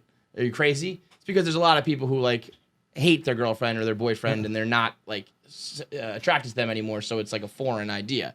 I think the same sort of thing. Of like, just go fuck her. It's like, that might not always be in the cards. You might have a girl who's like, oh, I'm tired, I got a headache, all that kind of shit. And he's like, pushed to these lengths. Well, you know? yeah, but then just jerk off to a porn star. Yeah, that's where I think There's- that's where the answer comes in. But that's why, okay, you know what? Because guess what, bro? By the way, a porn star. star's probably hotter than your girlfriend. Yes, that's why this is flattering. I think that this guy's a great boyfriend. I think he's like, you know what? You don't put out enough. We don't have a great sex life. So I got to jerk off to weird stuff. But I still love you, and I want to jerk off to you. So I'm putting your face on fucking Layla Starr's body. It is. Ooh, hello. It was her birthday the other day. What? I think it was. Well, why do you know It was on that? Instagram.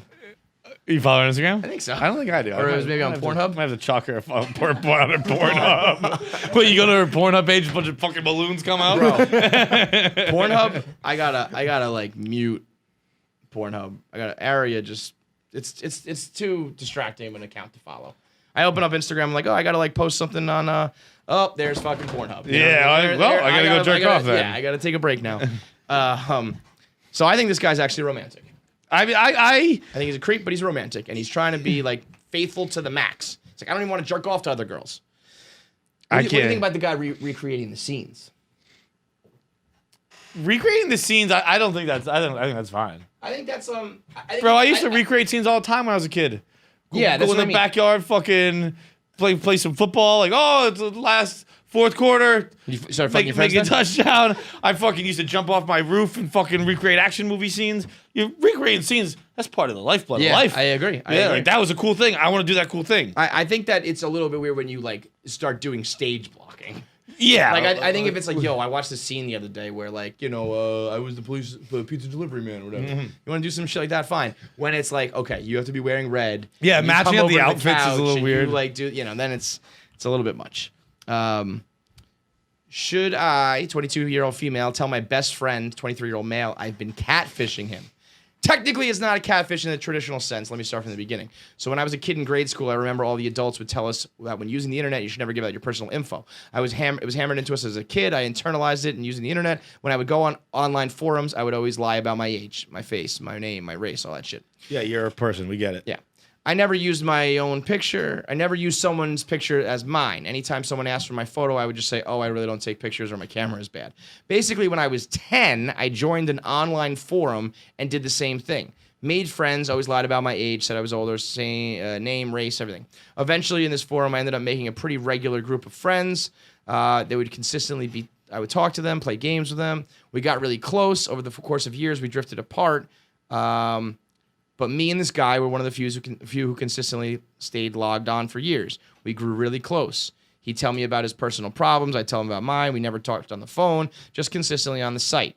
This was a platonic relationship, platonic friendship, never romantic. Went on for 8 years. Eventually, we stopped talking because we're both in college. Yeah, it's just starting so early, you know? Yeah. But we were too busy to log in. I never fully quit the game. Would just log on less and less. Every time I'd log on, I'd see a comment from him. We comment back and forth. Fast forward to college. My sophomore year, I'm sitting in one of my classes, and I notice him. Yes, him from the game. I know what he looks like because sometimes people would post pictures of themselves on their profile. I never did it. When they asked me what I look like, I would... I'm literally in disbelief when I see him. So fast forward, I went all of sophomore year not talking to him because I was just weirded out by it. By junior year, both of us had joined organizations where we see each other frequently. We hung out, became friends. It's been 3 years. Now I'm starting to consider I should go tell him that I'm the same girl he used to talk to. Yeah. These people are wackos. Oh, I got no problem here. What's wrong?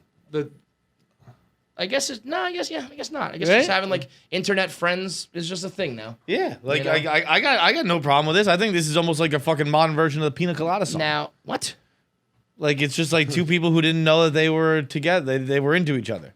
Is that what the Pina Colada song's about? Well, it's about cheating on Cheating, your wife. yeah. But then they both realized like, oh, I didn't realize you liked those things. I didn't realize that was you in that one and that. I didn't realize. Because they like Pina Colada. Yeah, and They making like love in dancing the rain. Making love in the rain. Right? Oh, I thought that was always just like, I getting wanna caught in the rain.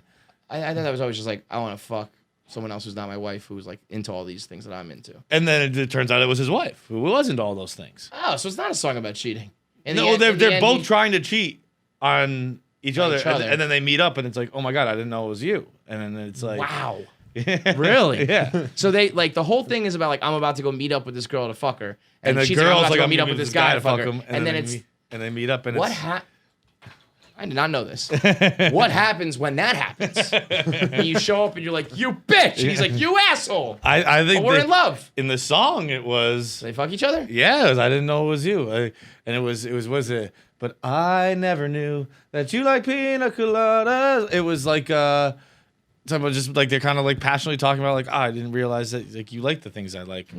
Clearly we have some miscommunication, and then they stay together? They stay I think it's like, together, listen, yeah. we're both scumbags who would cheat on each other, so we should just call it quits here. The ultimate, like, that's the number one, I'd say. We should do a top 5 of this maybe next week if there's enough songs to think of. The number one, you think the song is by somebody and it's not. 'Cause everybody boy. think that's a Jimmy Buffett song. I guess, it's, but I think that's almost come full Rupert- circle on that. Rupert something. Where like Yeah, everyone thought it was knows a Jimmy Buffett song, everyone Yeah. realized it wasn't. Now no one Yeah. thinks it's been a Jimmy Buffett song. Right. But it's, I mean, that's the ultimate, like, everybody it's like when you find out that some people sit up or sit down or stand up when they wipe. Yeah. What? That realization when you find out the Pina Colada song is not Jimmy Buffett is a wild one. Yeah, I mean, I guess the problem here is it's not all the other shit. It's that you had a window. It's like when you forget someone's name. Yes, You yes, have yes, a window to be like, what's your name again? And if you don't do it then, now we're beyond that and I should know your name and now I'm the asshole. Yeah, But actually, no, I disagree again because she kept her distance. She just said And they from just a said distance. organizations. So she could just be like, oh, it's you. And he might be like, we've been in class all these years. We'd be like, oh, I'm sorry. I didn't, I zone out when I'm in class. Yeah, Like yeah. you might have seen me all those years. I didn't see you until we were together. And it's like, yeah. I think it's quite romantic. I think these two should get together. But and- also, she said she's lying about her age and her race and everything. Like, who lies about their race? There's an update on that one. Ooh. If I remember correctly, she ended up talking to him and telling him like that she knew who he was and like they ended up becoming good friends. And then she ends it with an update that's just like, and before anybody says, I just like him as a friend. She's like, let me just put that quantifier out there. All like, right, well, then you know what? How the fuck you just like him as a friend? yeah, I don't know. Is he ugly? Is she ugly? Someone's got to be ugly here. like that's just like if you've been intimately involved with this person for a decade. If they are even remotely attractive, you want to fuck them. That's when I read it. It's literally the last line of the edit. She's just like, and before anybody says you're shipping this, like, no. And I'm like, Jesus. All right, here's one I think question. she's ugly. Here's it. Somebody said lying about who you are online was not that big of a deal, but once you realized you knew this guy in real life, pretending you didn't know him from the forum and injecting yourself into this life and still lying again, then you kind of did double down, and now it's tough. It's strange. But I think I could get. You can dig your way out of this. You could definitely dig. I would forgive, like, you were nervous, you didn't know. Like, I'd be like, I get it. Like, it's fine. It's lying cool. about your race is weird though. Lying about race is real weird. Yeah. I don't know why it's so weird, but Yeah. I as someone Yeah, who lied if about you're- their sex and their age and their location. If you're like a 10-year-old white girl from San Francisco, and you're like, "Hi, I'm an 18-year-old black girl from Miami." It's just like, what? Why'd you do that? But I don't know. I guess you're just living out a fantasy. Like, if you want to be something else, like I'm trying to be something I'm totally not. So I'm also going to be. It's a situation that's already weird, but somehow you made it a little weirder. I don't know what fucking weird fetish you're playing into, but it's like there's something a little off about you. Speaking of injecting, I just saw that where they're injecting yourself. Did you see there? Lana Rhoades was talking about the injection she got in her ass. No. She went to Atlanta and got like oil like injected. So good. Okay, do you want to know like the progression of my ass? Yeah. So Yes. first The was the BBL. I don't know Did what that absolutely nothing besides put marks on my body. Super bad. I do not recommend it if you're a skinny girl. Second, I flew to Atlanta, Georgia with my friend Stephanie at the time, and we got illegal butt injections in a hotel room. Oh my God. We flew to Atlanta, but we went to somewhere That girl's called face. Alpharetta, stayed at like a Motel 7, something like that. Oh, there's a Motel 7. A woman came with like giant horse needles and a jug of silicone. It was literally like a fucking huge jug. It was like oily, like oil, but it was silicone. And horse needles like this big. I think I already said that. And she'd be like, no painkillers, nothing. And she'd be like, just lay on the bed. And then she'd put little dots like on our butts where she was gonna inject it. And I'm talking about maybe like 20 injections with this huge horse needle. And you just sit there sober with her. Sober. She's like, that's what. I do remember. Do you remember like a phase where like all of a sudden her ass was gigantic? She went from like a hot chick to all of a sudden like fat, like bougie. And I was like, what? Because you had a fucking horse needle and silicone jammed up in there. But it's also, I feel bad for chicks, normal girls. Like I always say, you're not ugly or hot, you're rich or poor. Like it's like if you're not getting fucking horse needle injections, you can't keep up. It's like if you got like a regular nice ass, be proud because the bomb ass that you see on Instagram, you probably got people jamming needles this fucking big into you. They got to keep up with so much. There's no equivalent for guys other than I guess steroids. But it's like nobody's doing steroids to look good. No, you're doing the perform at a high level. You're what? You're doing the perform at a high level. Back to MI. Speaking of steroids, I guess it's not steroids, but maybe testosterone. Elliot Page. Shredded. I saw that. Not I was fair. I was like, yo, I want to look like Elliot Page. Yeah, Elliot Page is. Do you think that jacked, was? Do you son. think that was just like she's just working out, like, or is that like testosterone injections. I shit, would so she has like a little bit of a head start. You know? has to have some testosterone. He had injection. he had fucking abs popping. Yeah. Fucking veins popping. His arms weren't as big, whatever, no big deal.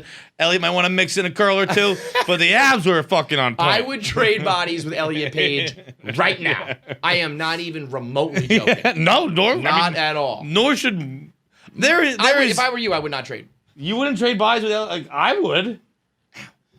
See, never mind. His arms are too skinny. Those arms are too skinny. But Yeah. like for me, I'll take it. I mean, Elliot Page has a fucking rip pack. That's not a 6-pack. That's like an 8-pack. And they're big muscle, Yeah. like individual like muscles. Yeah, my guy's he's jacked up. He's got a core. I want to man. get fucking. Who was it? Who was the fucking the ESPN analyst who used to do jacked up? Oh yeah, It was fucking Chris Carter. yeah. I want to get No, he did. Come on, man. Right? Was it Ray Lewis who did jacked up? Had to be. Some I deep forget. No, late Ray Lewis hits, was no? Ray Lewis was jacking people up. Yeah. I don't know, but Elliot Page is jacked up. What did the caption say on that one? Anything?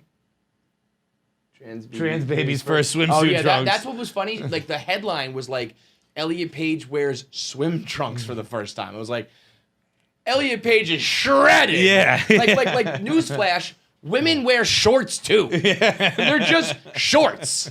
You know? Like I get it. You used to wear a female Elliot bathing Page, he's suit. got Now the you're fucking wearing a traps guy's. up a little bit. Little fucking. You want to get trapped? You want to get trapped? Who wants to get trapped? I kind of want to just go fucking bro out with Elliot Page. Just fucking hit the gym with a fucking gallon of water. Yes, I want to have the milk. I want a spot. I want Elliot Page to spot me. Like, come on, come on, you got this. Big explosions, baby. Let's go. I want to go work out in Let's go. fucking Bryson DeChambeau's garage with fucking Elliot Page. There's a bunch of bros walking around shirtless, like, let's get it, let's get it. I want to like box with it. I want Elliot Page. I want to like punch him in the ass. Like, she'd be like, more, come on, Hanging with the legs up, just throwing a medicine ball at me, like, let's fucking do this.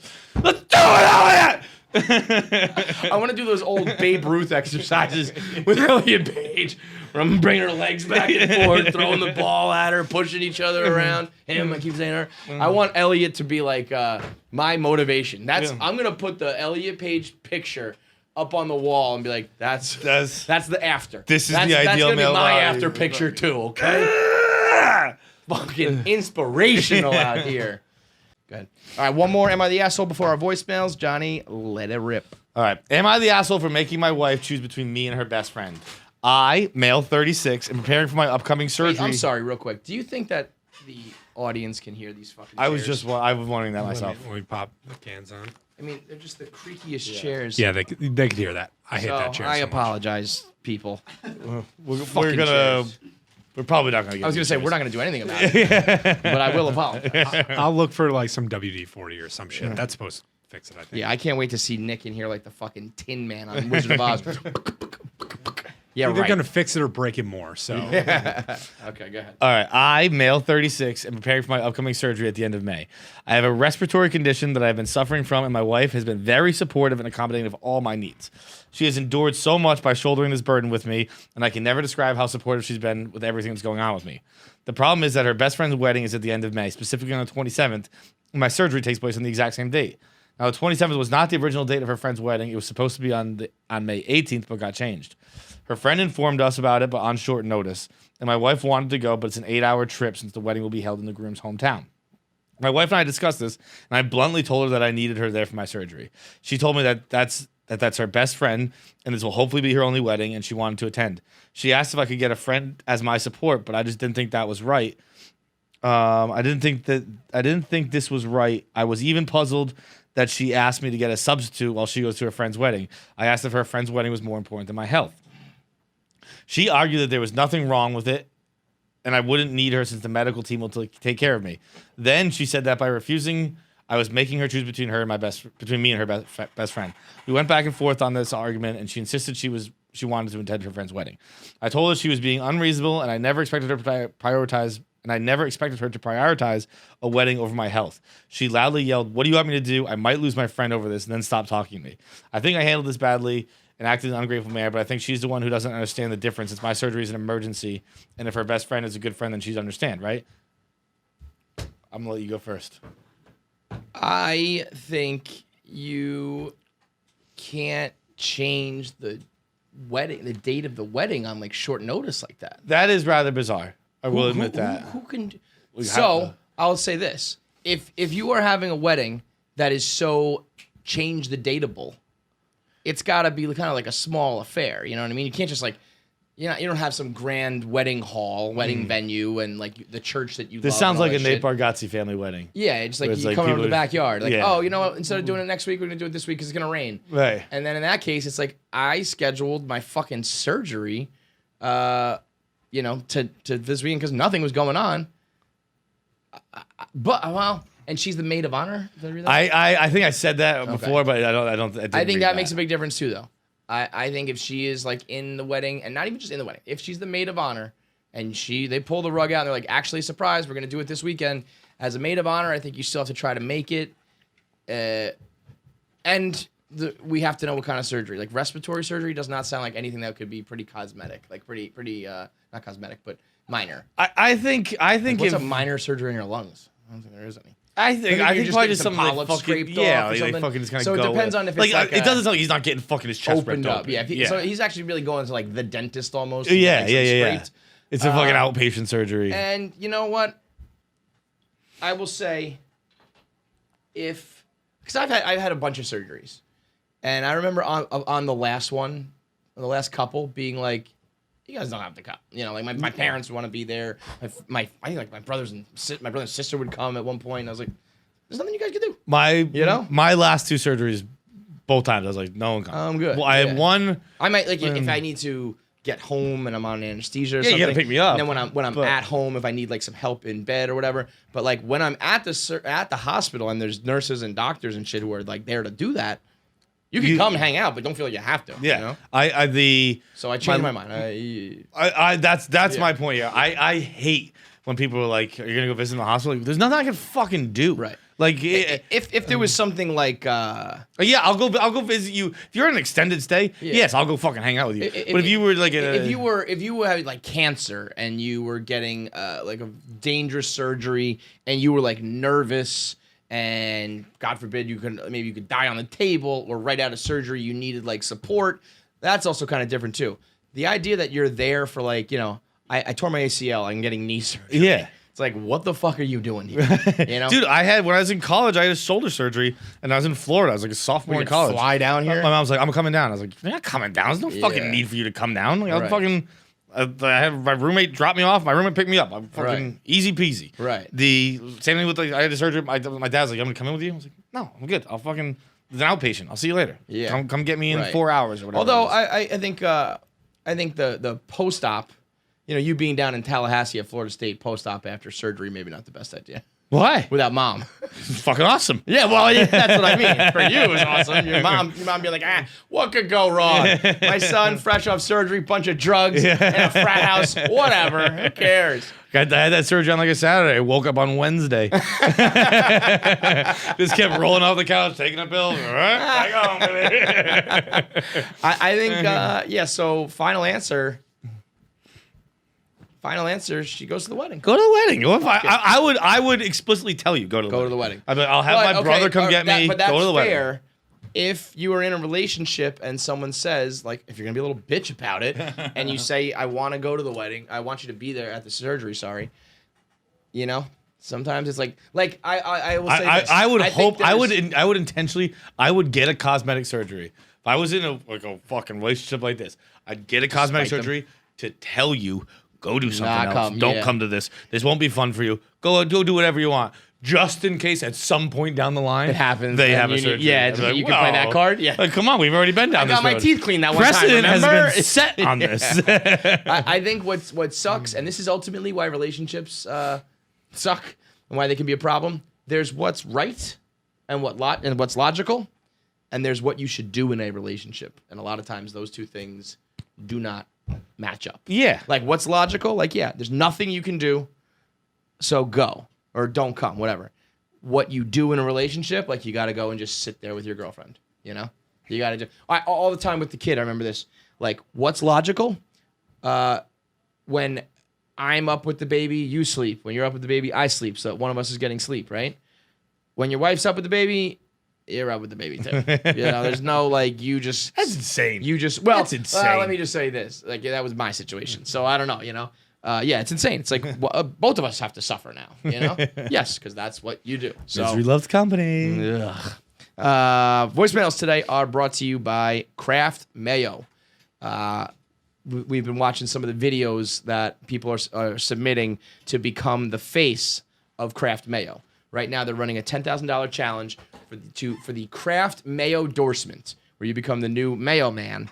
That guy, he was the guy at the sporting event eating mayo out of a tub. So people are trying to recreate that mayonnaise magic by submitting videos on Instagram and Twitter. And right now, you can go check out all those videos and vote. When you go to @RealCraftMayo across all social platforms, you can vote and give feedback and weigh in, drop comments on these videos. I saw a guy brushing his teeth with mayonnaise. Whoa. You saw a guy shaving. I saw a guy shaving with mayonnaise. Casey saw a guy Sleeping with mayonnaise. truly with sleeping, mayonnaise, like with a jug of it. Yeah, I think so. I'm sure there are people using it as lotion and like putting it all. It's over like Kramer when Kramer shaved with the butter. It's smart. It's smart. I said, listen, Yeah. who doesn't like white teeth? Yeah. Shave with that, brush with that mayo. So we're trying to figure out who's going to be the face of Real Kraft Mayo. So you can check them out at Real Kraft Mayo and get in on the action, as well as, of course, use the number one condiment of all time on all your sandwiches and food. Follow along on all social platforms at Real Kraft Mayo. All right, let's get into our voicemails. First, before we do that, a funny little bit of internal Barstool news. So we have the Viceroy accounts all across the country. It was one of the smarter things we've ever come up with in order to get onto every college campus and infiltrate all the student bodies all across the country. We would start, Barstool, Florida State, Barstool, Fordham, and just go all across the country. But the problem is you have to hire these kids who are on campus. They're like kind of an employee, but more of an intern. And it's just like, yeah, here's my resume. Like I like to do social media and I'm on the campus. And, we try to pick good ones. But some people, I think Jack Mag, I think a lot of people have been viceroys and then get a full-time job here. I think Tommy did that. I think 80% of our social team. Okay, so it's a real program and it's a good way to get in, but every now and then some things slip through the cracks. And last week we found out that one of the Viceroy Network guys was 51, a 51-year-old running a bunch of Barstool Twitter accounts. Do you know for what school? Because Maybe he's just a super senior. Like if he's at like a big Southern school, like he definitely could just be a 51-year-old. Yeah, I was gonna say the rule is you have to be enrolled in the school. So as long as he somehow, some way was, I think, and then I believe somebody might have quote tweeted it and said like fake news. We just like, what was it? Maybe it was Tyler O'Day. Somebody said like we didn't hire him, but like it's been taken care of. It was like, motherfucker, there was a 51-year-old. Yeah. There was a fucking 51-year-old working here.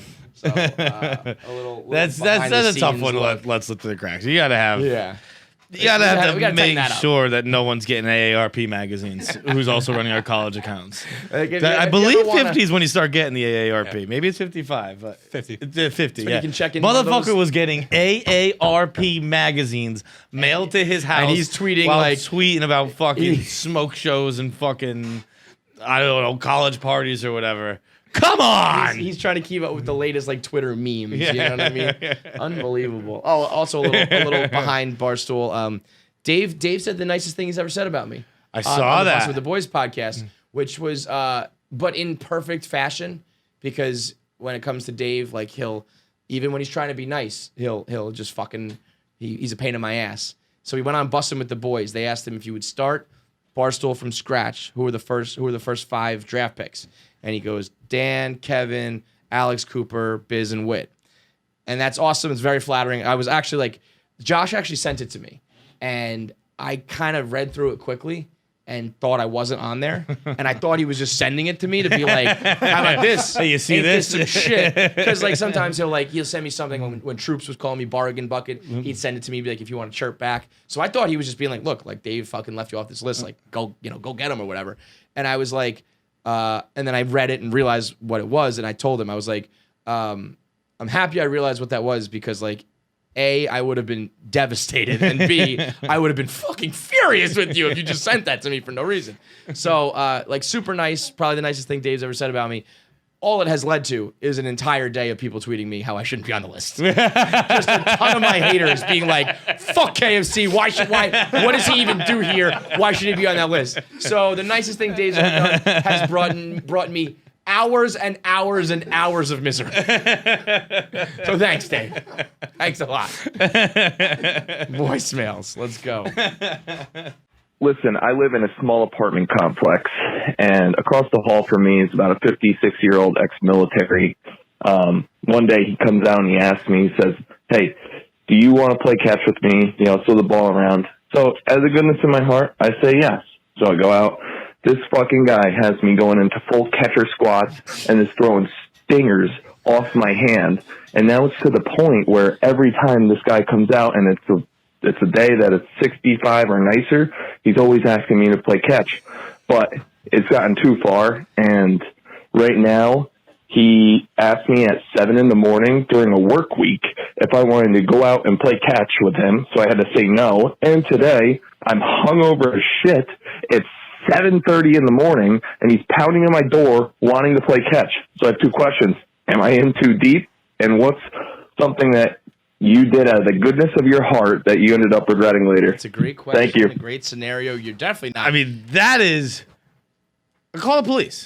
That's just call the police. Like, That's the only acceptable thing here. I will say this. Plant drugs in his house. Call the police. Send some child porn to his email. And, I think having a catch is one of the best things in the world, and I think having the occasional time, like the occasional situation, you're on the beach or you're wherever, football, baseball mitts, whatever. It's awesome. Like, it's just like The last catch I had, Easter 2018. wow, you really And it remember was huh? I've thrown a ball back and forth with people. Yeah, yeah. But like this But was like, me and my brother had gloves on in the backyard, just Yep. fucking chucking it. Yep. Unbelievable. Amazing, Not right? like getting into catcher squats and shit No. like that, but just But fucking. it's like, and then I mean afterwards I'm like, oh my god, I can't like lift my arm anymore for like a week. But it's a great thing to do. Yes. It's actually the last thing that like I don't really want to go. I mean, sometimes I wish I was like still in shape and I would love to go like pick up basketball or be in like a men's league or whatever. The people But who do ultimately- that, steak. The people who did, bro, I've like gone to Central Park a few times since the weather got nice. People throwing baseballs and footballs all over the joint. Not a single tight spiral. Not a single or person. maybe they stink at it. I think meant they suck for doing it. No, they stink at it. Yes, It's yes. like someone who didn't have Right. the glory as a younger person. Well, I think and that's is what trying it to is. chase it down now. Yeah. Like I had my time in the sun. That's kind of what I think it I is. like- Is like I've played enough when I was younger, but then you forget, and so when you do it, and you got like at least a good glove, at least you hear the pop of the ball, and you're it is there's something about it that's really. Bro, I enjoyable. start doing like the turn and double plays. Yes, yes. You don't even When catch you it. You do- kind of just trap Yeah. it. I love as soon as you're catching it, pivoting in one motion, you're starting to get cocky with it. But that like I don't want to go play a full game. I don't want to be a part of a team where you rely on me. I certainly don't want to be going like full gas where I'm like boxing people out and getting elbowed, playing. I see somebody tear their ACL playing like Zog Sports soccer like every other week. Having a catch, I think, is a perfect in between. You know what I mean? It's like something active, a memory of your old days, but you don't have you'll to like, get break into a it, like, sweat. yeah, like, when you It's really start enough turning to, to, yeah, like- maybe start throwing some pop-ups, throw some grounders. Yeah. Maybe I'm not gonna do it, but some people they do. Let me break off a curveball, immediately pop down, you get in Oh, your squat. I hate fucking. So Don't ever throw annoying. me a curveball. No, it's like just fucking, Dude, I have like a buddy that was like my my catch partner in high school, and like every time because I was never a pitcher. Yeah. Never. Like, not even in Little League. I was like Right. I play center field. Yep. Center fielder. I was a And- pitcher until I hit Doug Himmelrick in the head. I one right off his noggin, and I kind of like I lost it. I had the yips after that. He was fine because we were throwing like 45, Right, yeah. and donk, and he just ran down to first like no problem. But I was like, whoa, Could've what if I killed hit him him. in the face, But yeah, so you're not like you're never throwing if you're never a pitcher. I mean, neither. So like I can't throw a curveball. no, but neither can I just because I stopped when I fucking- was like 12. So it's not even like you need to. I can just throw a fucking piss And you got- missile in from center. You That's got all I these can fucking kids, flipping the glove up and down. Like, no, we're not. Just throw the fucking ball. Yeah. There's a certain level of decorum. I remember I was having a catch The trading desk I interned for over the summer before I was blogging, before I went to Deloitte, CTC, Chicago Trading Company. They were traded on the Merc, like the NYMEX, where you trade natural gas and crude oil and gold, all the commodities. And this dude, we were in the office, like in downtime or after hours when the market was closed. We just had like a little mini football and we'd like throw it around. And you're in the office, you're indoors, you just kind of like lob it. Yeah. And this dude was fucking zinging them, And I would be like, whoa, and it would, bounce off my hands. I drop it. Admittedly, I'm not, fucking Randy Moss out there with the softest hands, but we were like really close and he was just whipping them. And I think it was like almost like a hazing thing where it was just like, look at the new kid, he can't catch. He was like, yeah, did you play wide receiver in high school? I was like, I don't know. I'm not standing 10 feet away from people while they crow hop a football at me, man. Sorry. I'm not, I don't have those kind of hands. But because there's a certain level of just like, we're throwing the ball around here. You don't need to be breaking off the curveball. I don't need to be popping down to the squat. You don't need to be throwing 95, but it is an enjoyable thing. Now, that being It's enjoyable said, when you're not playing, because everyone has that friend who's like whipping it and like the curveball stuff. And you're just like, stop. I don't want to do this. That's what I mean. It's like I now have to like worry about it almost. The leisure pastime. And that's even a friend of yours that you're like, when it's a fucking stranger in your building, I can't believe. See, this is. I don't want to say he's in too deep because he should just be like, I don't want to have catch with you anymore and be like a grown man. But he did in the first place. The first time that he was like, yo, pop down for me, man. Squat down, get your eagle on. I would have been like, no. So the fact that you already like, he's probably like, oh yeah, this guy's great. He likes to do this. You know what I mean? I'm not doing that. Yeah, I would be like, I'm absolutely not doing that. But it is actually. Did he say equipment? I don't know if I heard equipment. Did he put equipment on, or did he just say like, it was getting down quick? No. He mentioned that he was also an ex-military guy. Like that. The other dude. The other guy is. So I think he's a little afraid. He's a little bit scared. Yeah, but I don't know. I think it's rather poetic that the breakup of a catch duo is just as awkward as the breaking up of a catch, because like you just kind of keep doing. Yeah, you just keep doing that. Like you'll stand there until like somebody breaks. Like, it's like you ever have a catch with somebody who really can't like throw, like they're always throwing it over your head or too far over. I actually don't think I've ever done that. Oh, it's because it's like because I don't stand for it. Well, yeah, it's like I'm like running around chasing this ball down. You go practice a little bit. Come That's back. That's what I mean. Yeah. That's tough to like. You can level up to me eventually, but you go fucking practice on the wall, and then we'll work at this. But I feel like every game of catch goes on at least 15 to 20 minutes longer than like both people want it to. What you got to do is, I'm thinking almost more when it's football on the beach. You gotta almost like throw like airmail a little bit, and you like kind of run in. Yeah. And then you catch it, throw it, you run in, then you're at your seat. And you sit down, you're like, it's over. The game's over. Yeah, just slowly tricking someone. Yes, it's like, oh, you're a lot closer now. But anyway, you can just stop. You have to just stop doing this. You have to stop doing this. You can't be. You know what you do if you're afraid of this guy? Pop a sling on one day.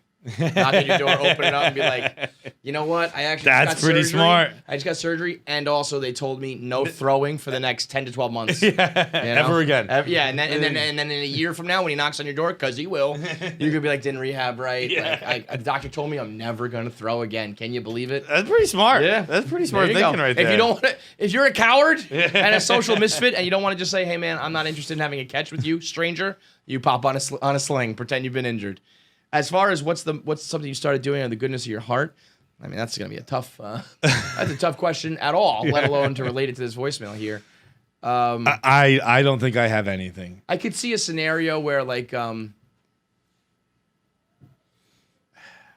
was gonna say I've kept in touch with some people but I like them, but like you check in, kind of be like, hey, how you doing? Like you go through something together, or you check in on them, like, hey. You know, you have some sort of trauma bonding or something like that, and you always like check in on them, and now you feel like you always have to. But the people that I have done I stopped all my checking in about a year ago. Done with it. With the pandemic, was that? It was like when the pandemic started. I was heavy with checking in. I was fucking juggling 10 different people. Like, how you holding up? How you holding up? Blah blah blah. And then it's like, fuck you guys. Phone wasn't ringing both ways. That's like, I'm done with this. But see, good for you. You were done with it. Like, I'm just gonna stop checking in on people. Like, and like, not that I needed it or anything. I was like, but it's like, this is dude, clearly I'm going through so much trying to make sure everyone's okay.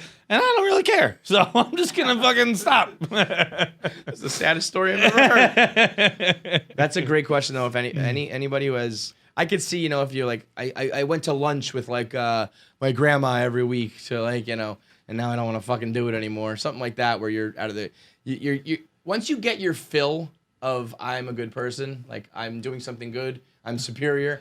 And then it's like, okay, well, now why am I doing this? Yeah, I guess I probably Once did you that get with your like credit, my grandfather in golf. Mm-hmm. We're like You go golf with him? every day, not every day, every week. Oh, that's a lot. And like he'd pick me up and like go golf lessons, and I just did not. I didn't hate golf. I loved my grandfather. My grandfather was a fucking man. So it wasn't like. It was the golf aspect I didn't like. Yeah, it wasn't the yeah, hanging out with him. yeah. I'd I rather don't like, like yo, golf just either, hang yeah. out at home and shit. I get a coffee every time I go to the kids to pick up the kids in the morning for Caitlin, and it's fine. But sometimes it's like I'm late or like, and I'm like, if I and like she expects it now, you know what I mean? So it's like I don't really have time. And then I get there and there's a line. I'm like, can I just go without the fucking coffee? Yeah. That's a dumb little tradition I've started for myself. Can I got another Sim story then. Let's go. Simp story. It's Simp City. Let's go. This is going to be a new theme. Simp City. I want people to call the voicemail number too. 646-807-8665. Call up. Leave us your best Simp City 2000. I want everybody. And be honest, because you're Josh said he went around the office and They all said no. And nobody would like. People know we're a comedy website here, right? You know that we're like all self-deprecating assholes who tell, your funniest, most embarrassing story for the good of the content. But none of these fucking cowards at Barstool would do it. Call up, fucking change your voice if you want to. Do it anonymously, but tell us your best simp story. And because the first like you kind of had two in there with the homeless date and the tattoo. You know what I mean? So John's already got like gold and silver. Does he have bronze today? What do we got? This one would, if anything, this one's bronze. This one's not to that level at all. This is the girl I was dating when I was at Barstool.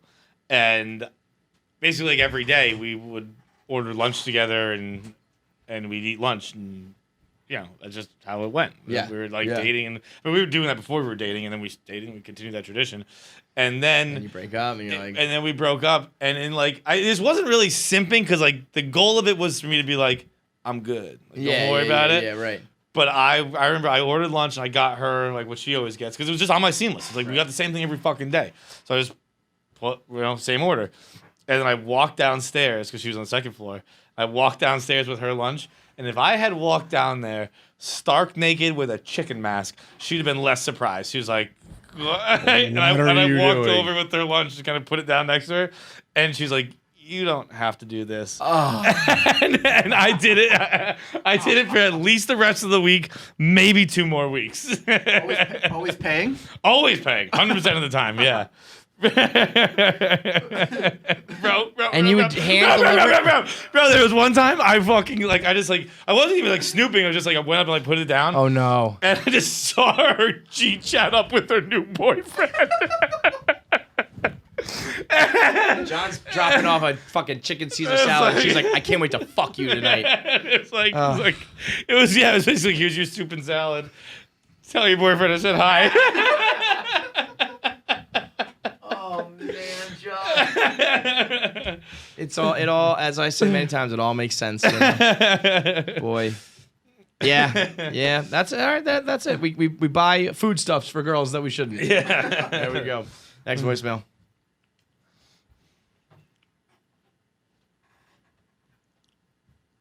Up KFC fights everybody. Nick, Jackie, whoever else was there.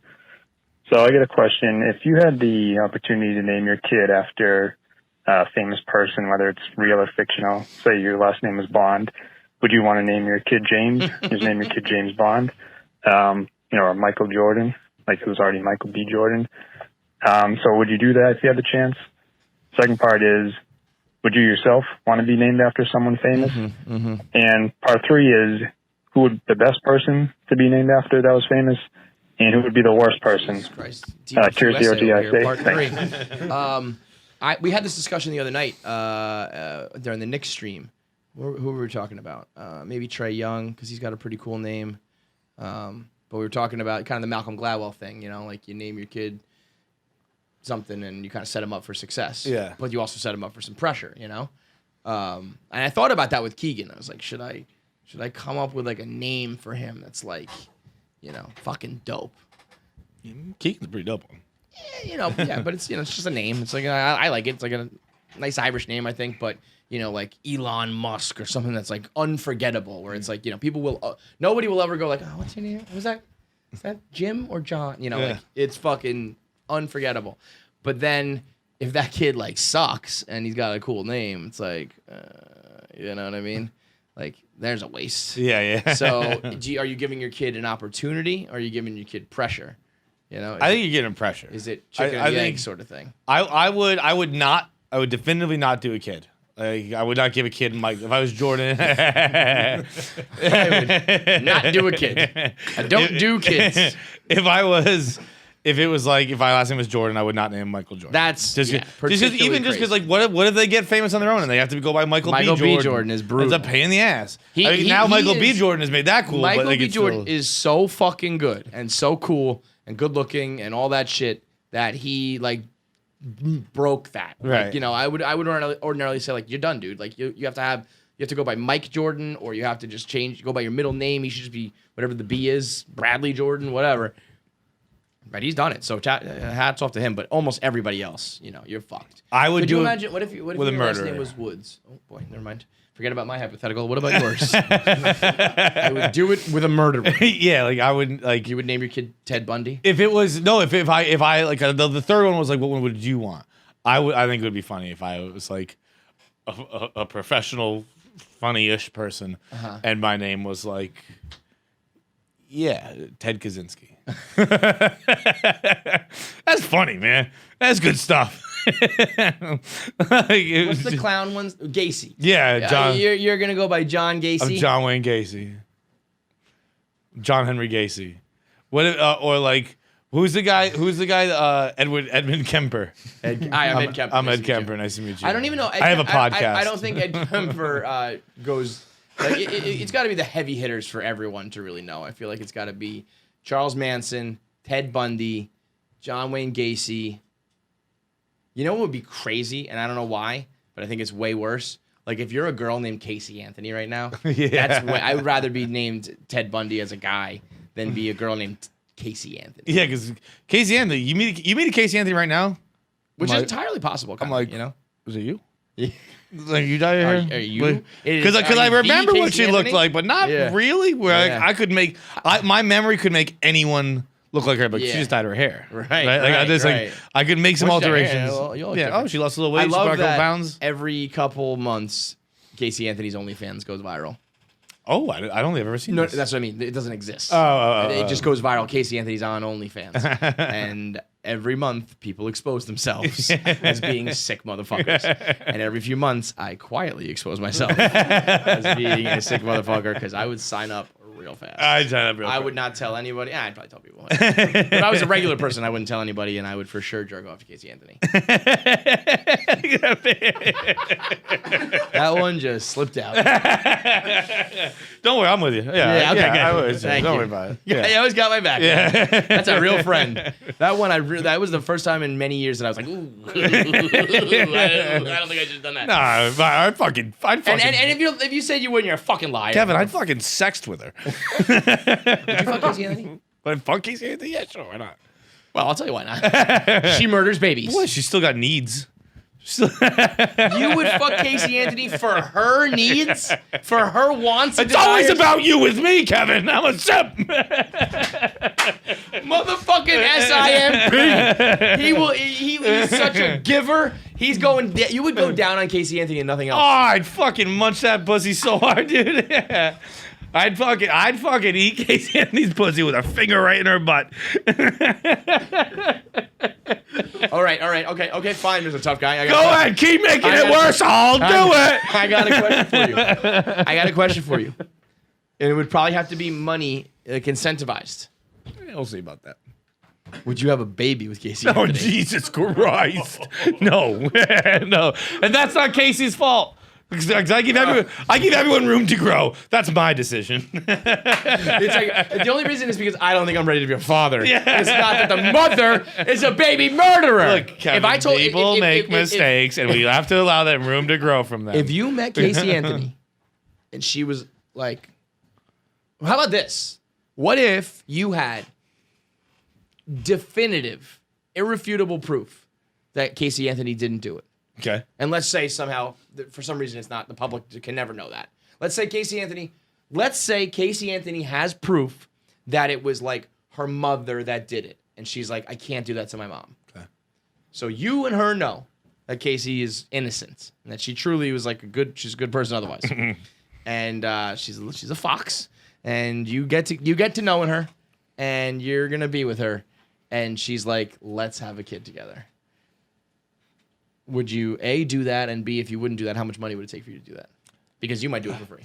I wouldn't have the kid with her. I'd be in the relationship. Again, you don't want to have a kid, right? Yeah. That's the problem here is nothing to do with Casey Anthony. It's just you not wanting to have kids. If you could somehow disassociate for a second and not have a problem with having kids, if everything else was right, would you have a kid with Casey? It probably did.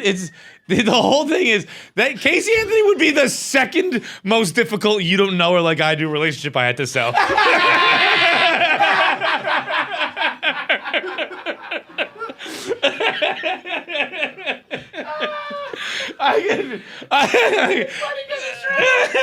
I was fucking born in this shit, man. I could fucking do this. Like, I have sold fucking. You got relationships that Casey Anthony would be like, I'm sorry you had to go through that.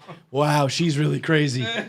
Oh my god, that is amazing. I think we end on that note. We ain't topping that. Let's go to our interview. Nicky Cass is here. Great kid, Instagram superstar. Racking up. He's got 1 million followers across all platforms. Does some funny ass impressions. A really great kid. So it's KFC Radio and the new generation, Gen Z. Yes. KFC Radio, Gen Z. Let's do it. All right, we got Nick Casano in the building. You know him, Nicky Meats, Nicky this, Nicky that. Meats. I like Nicky Nicky Meats. Nicky Meats. Yeah, I like Nicky Meats. Yeah. Nicky Meats is a good one. Yeah, you're the first. I think. Probably the first, quote unquote TikToker, which I know you said you're not really that. Yeah, I don't really like that But term. as far, and I can imagine it comes. It's a derogatory term to No, me. listen, it's not a derogatory We used to term. get it with blogger a lot, where it was like, you're a blogger. Yeah. Oh, you make money? Is that what your job is? Like, Yeah, I don't know, man. just like- But I didn't want to say I'm a writer. I didn't want to say we're certainly not a journalist or anything. So it was just like, yeah, man. And then eventually, once this shit got real, it was like, yeah, I'm a fucking blogger. Yeah. But so what do you? I mean, just an online personality, right? Yeah, I like to say like Instagram comedian. Like when people ask me, like it depends who it is, but I never use the term TikToker just because I don't know, I feel like that puts you in a box. You know what I'm saying? Like I don't like to get put in a box. I like to do a lot of different Well, things. you got to be careful with comedian though. You tell a real comedian you're an Wait, no, let me Instagram tell you comedian, something. they're Wait, so gonna hold be on. So perfect example. So I was at this pizza place, Sally's Pizza in New Haven, and I told the guy. New Haven's like the best pizza. Right? We can get into that if you want. But, I've never had it, but I hear these guys. No, it was very good, very good. Shout out Sally's. Not sponsored, by the way. Anyway, so the guy at the front was like, "What?" I was wearing a Chubby's mask, like that brand Chubby's. Like, "Oh, nice mask." Whatever. We get into talking. I told him I do social media, and he was like, "Oh, are you an influencer?" I said, "Nah, I don't really like to use influencer. I like to say Instagram comedian." He goes, "Well, I haven't laughed once." Oh, and I was like, shit. I'm sorry. Like, I don't like. How do you respond to that? But I guess you're right. Maybe I just say, I don't know. It's the hardest It's a thing. weird thing. It's still even now. Like it's still like I don't know what to say. Like when I'm filling out, I just moved to a new apartment. Fucking 6 months ago now. Yeah. Longer than that. Occupation. And it's like I tell 'em occupation. self-employed. I'm like, Yeah, oh, that's good, too. that okay. For a little while. I had content creator this time. Oh. Yeah, bad. Well, you gotta realize, man. Even let's call it. Let's say it was 20 years. Let's say even if you started in like the year 2000 doing some sort of Right. like that's a speck on the fucking in the timeline of all things considered. So it's still in like its infancy where we haven't figured out. There's a lot of influencer, personality, all these things floating around. We haven't settled on one yet because we don't know yet. But and they all do come with the connotation. Yeah, that's what I'm saying. You Like know? I just feel like the term influencer, TikToker, it always comes with like you never get someone that says, "Oh wow," it's always like, "Oh," like it's it's like what is that? So I And it tell doesn't matter how big you get. It just No, like, exactly. Like Logan Paul, it's still like he's a YouTuber. Like, Right. Yeah. When He's worth you like add $50 million. Yeah, you know what I would say if I was those guys? Like, so what are you? I'm a millionaire. Yeah. That's what I fucking do. It's always the ER. It's just YouTuber. Yeah, TikToker, exactly. You know? That's exactly it. Yeah, It's the just- ER. just- The ER drives me fucking insane. And I don't and like. then influencer. It's like I don't know. Am I influencing people to do? But That's it- how, dude. But then you get the people people, if it's an influencer talking to an influencer, then they're just like sucking. Yeah, and they're like, yeah. yeah, we're influencers. Yeah. How about this morning? So I don't know if you got them yet, but we're like testing out some new products. And, Right. And I was testing out this new stuff at our house. Right. And my girlfriend's like, "Oh, it's like your little influencer," and I was like, "Hang the fuck on!" Because first of all, I'm bigger than a little influencer, but I'm also not an influencer. Like, Yeah, I just feel like I literally gave her like a slight shove out of the bathroom. Like, Like, stop, look, that's I was like, enough, "It's that's out of enough." here. Get the fuck out of here. And then it just, I don't know. I just don't like the term influencer because you know what you think about when you think about influencer? You just think about like hashtag ad, hashtag sponsor. Yeah. That ain't what I'm here to do. I'm just trying to, like this all started, I was just like having fun. And now I'm sitting here doing this podcast. So it's just been like a crazy ride, but I never. Well, Like, and the thing about TikTok too is that like there's many different forms of TikTok. Oh, a gazillion. There's the weirdos. Like we have a guy here. He just compiles all the weirdest TikToks. Yeah. And there are all these people who they don't have bones in their arms. They can Yeah. spin them around. Yeah. They do, all these Yeah. people who You are, knew exactly who he was talking about. yeah. the yeah. bone No, thing. sometimes. The people who it's sad, but the people with the baby dolls because they're like their kids, Yeah. like, weird shit. Then you've got the like we call them wiggle dickers. They're like the fucking yeah. 15-year-old boys who think they're Making hot and shit dancing, tons but they're of making money. so much money, Shit tons of But then money. you've got like you're doing funny shit. You've got people who do like they can do really cool like editing. Like they make cool Oh, yeah. videos. Oh, with, like, yeah. So I'm like, some of this is brilliant. Some of this is like amazing shit. Amazing. And then, but then a lot of people lump you in with like, oh, you do TikTok, so what? You dance with your shirt off, and Right, shake your dick? And exactly. it's like, oh, exactly. there's, But there's more to it the than other that. day, I saw some guy like to piggyback off of the people who are just wicked talented that get to showcase like what they could do. This dude, I don't know if you've seen, you probably have, had a canvas. And he took a gazillion spray paints and just started spray painting lines. And then before the video was done, it was like this beautiful sculpture like that. And I Yeah. was like, how the fuck did you flip it over. Yeah, and he Yeah. flipped it over. Down, Like I'm yeah. sitting on the toilet and I'm like, what's this? What am I doing? And then all of a sudden I'm like, yo, like look at that. You see that? I know. So there's talent. That's why sometimes I'm like, yeah, no, I'm a blogger or I'm a this. or that. Yes, like, own it. exactly. And like you said, man. So you were what? You said where were you working about a year ago? I was working in a gym. Working in the gym. I was which working is, in you're the gym. a fucking gym rat, man. Yeah, you are always yeah. lifting, grunting, I just crushed a groaning. protein shake I know. before I saw you had the shaker in your Yeah, hand. I had to make sure that I Going out in got. the world to do something, but I got to bring my Yeah, protein shake. I had to make sure I got the 40 grams in. But yeah, so I was working in a gym, and this was How old, by last the way? year, 20. 20. Yeah, so I was working in a gym, and I've always been like the funny guy. Like I've always been like the one to like Class wanna- clown sort of thing. Yeah, like the classroom was not for me, and like the teachers who didn't understand that, I made their life miserable. Not on purpose, just because it just wasn't for me. And like I couldn't sit still. Like I remember I would have to get up every 5 minutes, yada yada. But like the teachers who let me do my thing, I still talk to this day. And they're like, when I tell them all the stuff I'm doing, they're like, "Well, I always knew it. I always knew it because you couldn't sit in the classroom." Right. We had a couple guys here. You see Michelangelo, like he won his senior year, was like most likely to be famous or something like that. Yeah, where it's yeah. like a lot of people here, you're on camera, behind camera, whatever. Yeah, well, You got a but little, that wasn't some, like there's that good wasn't me signs though. of it. You know what I mean? Yeah, but like I was never in theater. I was never like all these terminology, like these vocab words I'm learning are just like brand new to me. All this stuff. So I played baseball throughout high school. I played in college, and then I gave it up sophomore year. So I started working in this gym, and then TikTok was blowing up, and like my friends were telling me like, "Yo, you got to make videos." Because what I would do is I would like. I guess I was a content creator back then, but I was like making these videos on Snapchat, and it was just like me and my friends. And like I remember one time I did like how to grill chicken. And I just was like being a jerk off and like doing the voice, like the voice. I've been doing this voice for quite some time. Okay, so and I would do that. By the way, your regular voice I was is gonna not say far your off. voice is the same. Yo, it's a little exaggerated, So but crazy. you actually talk and, like and, that. and you know what? I That, thought when I shook your hand, I thought you were doing. Oh the no voice. no not at all. But like when I get worked up and I get passionate, like the voice comes out. comes out a little Yeah, bit, like yeah. not on purpose. It's just the way that it is. But anyway, so I'm working in this gym, and TikTok had just come out with that long face filter, and I saw that, and like it was just like clicked, like it, like light bulb went off. I was like, this is perfect. Here we go, Anthony. Let's go. Do show me, kid. Let's go. Jesus Christ. Time out, Blue. Sir, you're a parent. You can't come on the field. Mind your business, jackass. Give me this fucking bat. Watch. Get your chubby ass up in the box. Do a couple of these. Eye the pitcher down. Put the bat up here. And when the ball comes, look at me. Look, you see? Boom. Make contact. If you don't, you're sleeping outside tonight. Thanks, Blue. My kid don't strike out. So it's. But even when you're doing that, when you say light bulb goes off, you mean like this is perfect to make my friends laugh, or the perfect to like I'm gonna go this make this what I'm doing now was never in the cards ever.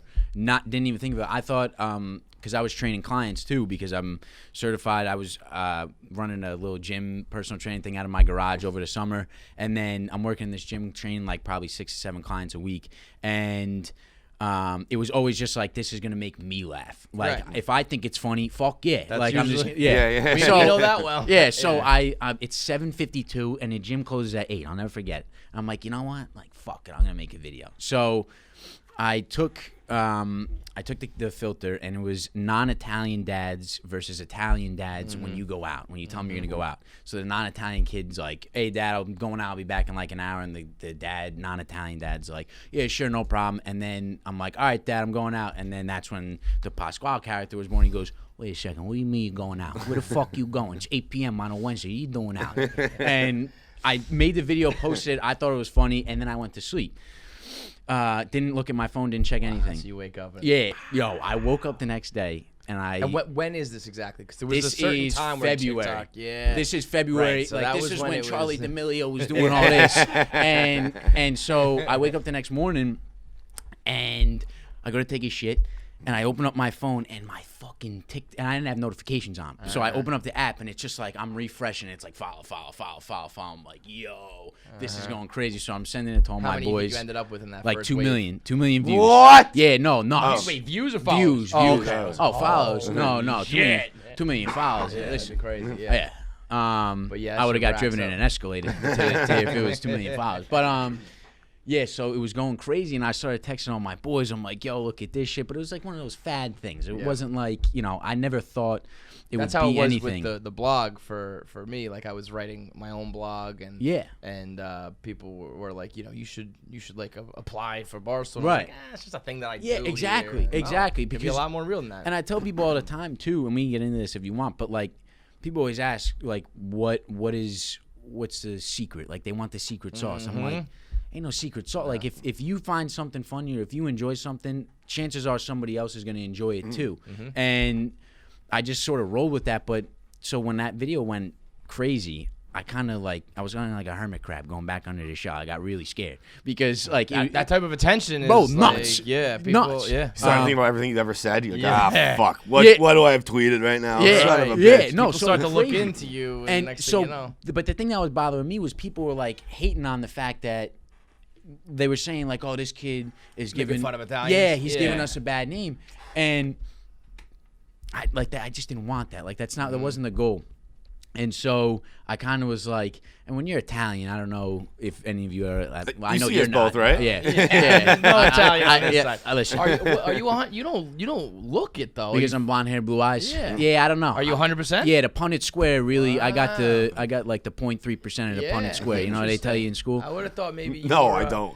I was gonna go along with it. I have no idea what I've you're- heard it's something with the Yeah, with the genetics, genes. right? My Yeah, sister yeah. actually, she's the studious one. Like You got neither. You look like fully nuts. Italian. Yeah, no, though. nuts. She would come home with 104 GPA, and I would come home with like a 90 all proud, and like she just like shot me. 90, out of- no slouch though. Wait, Shit. that's in high school. That's in high school. Yeah. Still good. Yeah, you know. You're talking to two. Oh, well, not two. I'll wear this one. You're talking to one C- D student. Listen, as long And 2 overall idiots. well, listen, here we are now. But yeah, I forgot what I was saying. No, but so they thought you were giving a bad name to Yeah, Italians. okay, yeah. and- So us Italians, we get very.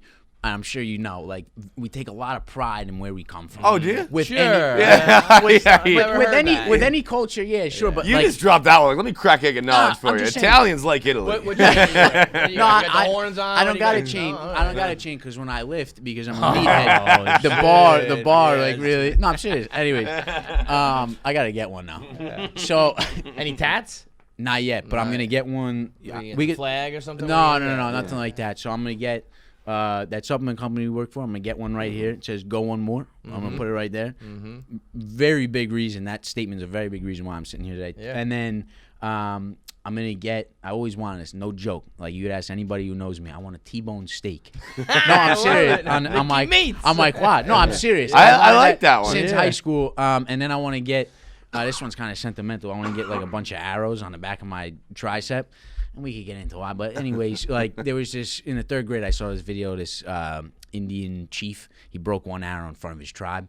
And then he was like, "Gee, you could break one arrow easy." But then he took a bundle. But then he took a bundle, and he was like, "When you got each other, like you can't, whatever." Anyway, I think it's cool.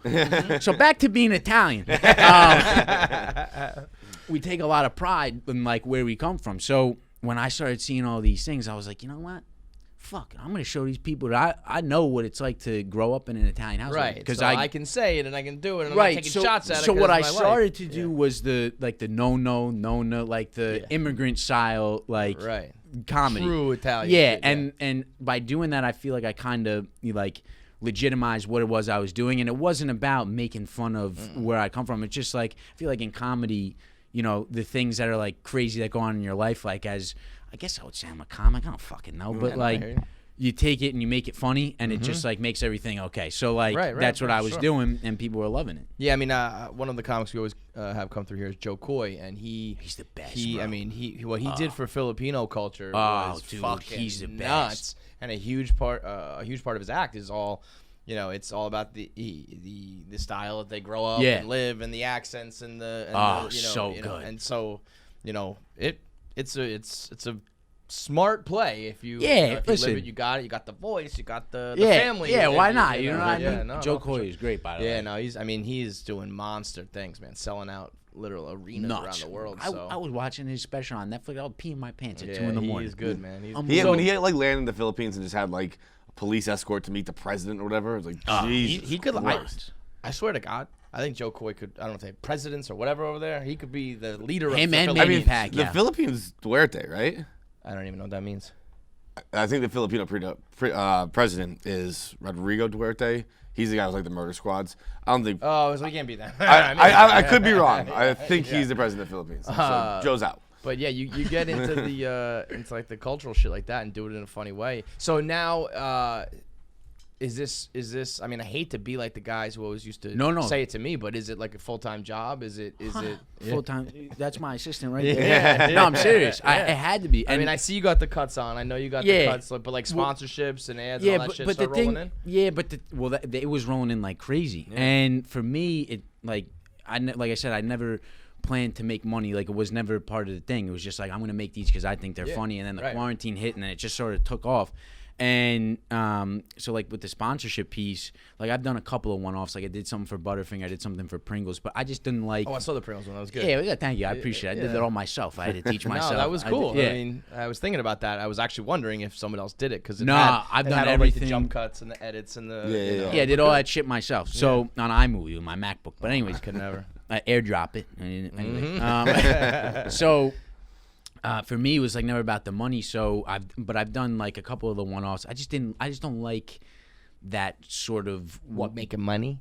but making like keep it authentic. I'm 20 years old, and if you haven't already, like could tell, I'm very passionate about what are the things that I do and the people that I work with. So I just never wanted to come across as a salesman, and I never wanted to like just say okay to like I'm not gonna do a product about something that I don't believe in. Cuts, keep it authentic and real. Every paycheck I got, I would spend money on cuts back like a year ago because I loved the product and I loved what they represented. And then that supplement company I've been following, I got rejected from them 3 times, even as I was coming up. But for me, it was always like the coolest part of this whole thing has not ever been the money. It's just been the fact that I'm able to like really live out a dream. Like the fact that I'm sitting here today is wild. Was it like my so I started out in like a cube job.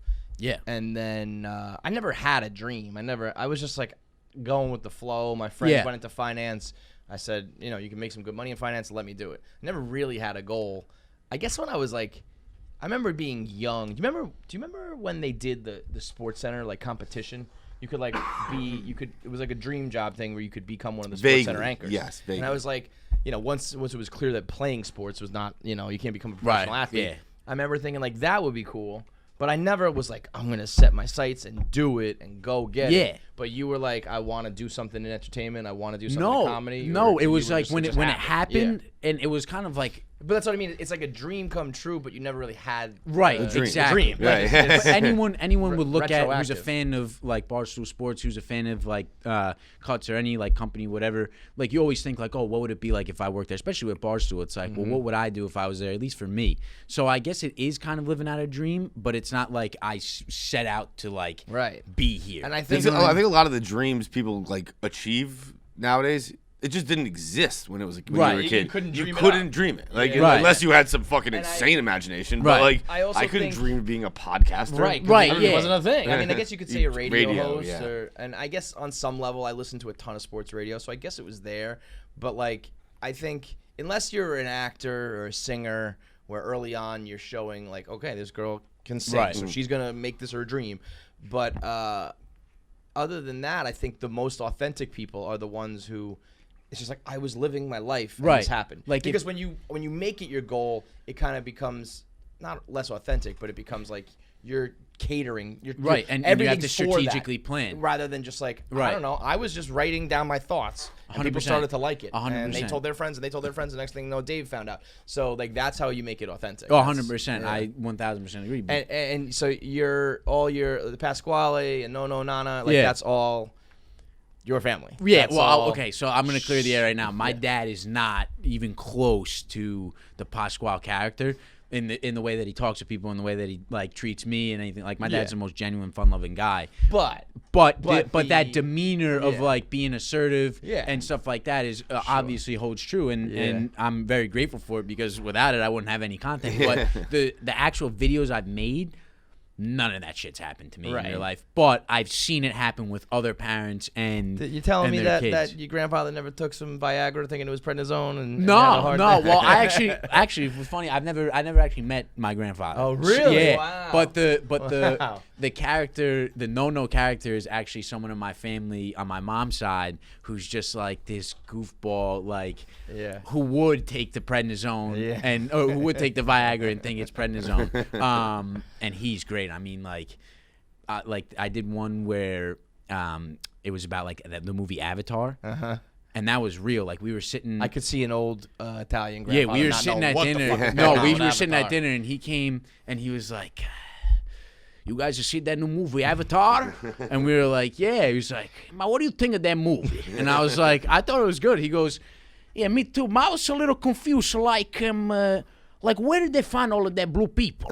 And I was like, "What do you mean?" He was like, what planet they get this blue people from?" And I was like, "What? Are you being serious right now?" He's like, "Yeah, because I never see that many blue people before. It's like, you know what it's like? It's like the movie, like Planet of the Apes. You see that movie? It's like how did they train the monkey to make they do the act on the movie?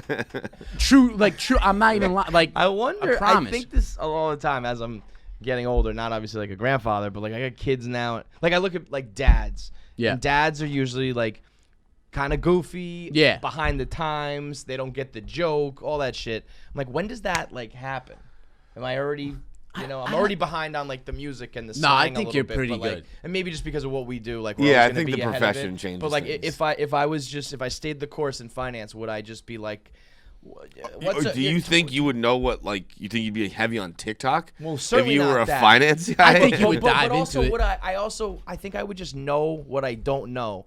Like, I wouldn't be like, oh, who's the 22 Savage? That guy, he's really thumping, Yeah. right, guys? Like, Yeah. I would just shut my fucking mouth. Right. But a lot of these dads but just try like, to like, yeah, and then, but also I think when you become a grandfather, you don't. give a fuck and anymore. plus You're when just you like, come from Italy, like Yeah. it's just a whole Everything is- whole different ballgame. Like really. But that's shit. So we often joke like when something goes bad in our life, we're always like, well, silver lining, like it's gonna be great for content. Like, Yeah. I'm almost 100%. like, yo, John, I can't wait to do the podcast because something horrible has Yeah. happened. My life just fell apart. Let's record. Yeah, no, right. But crazy. when you're sitting at the dinner table and he starts talking about what planet did they Yeah. get, you must be like, okay, like, Yeah. shut this Oh, down, like, money. we're going viral, money. pop. Money. Like even we just got a boat, and like me and my dad just got a boat, and like automatically I'm thinking like, well, what would what would No say about like getting a boat, and like it's just like But that's where like the comedy kind of comes in, where you're always thinking about premises and 100%. punchlines and all Even that shit. today, I'm walking. I got a coffee today,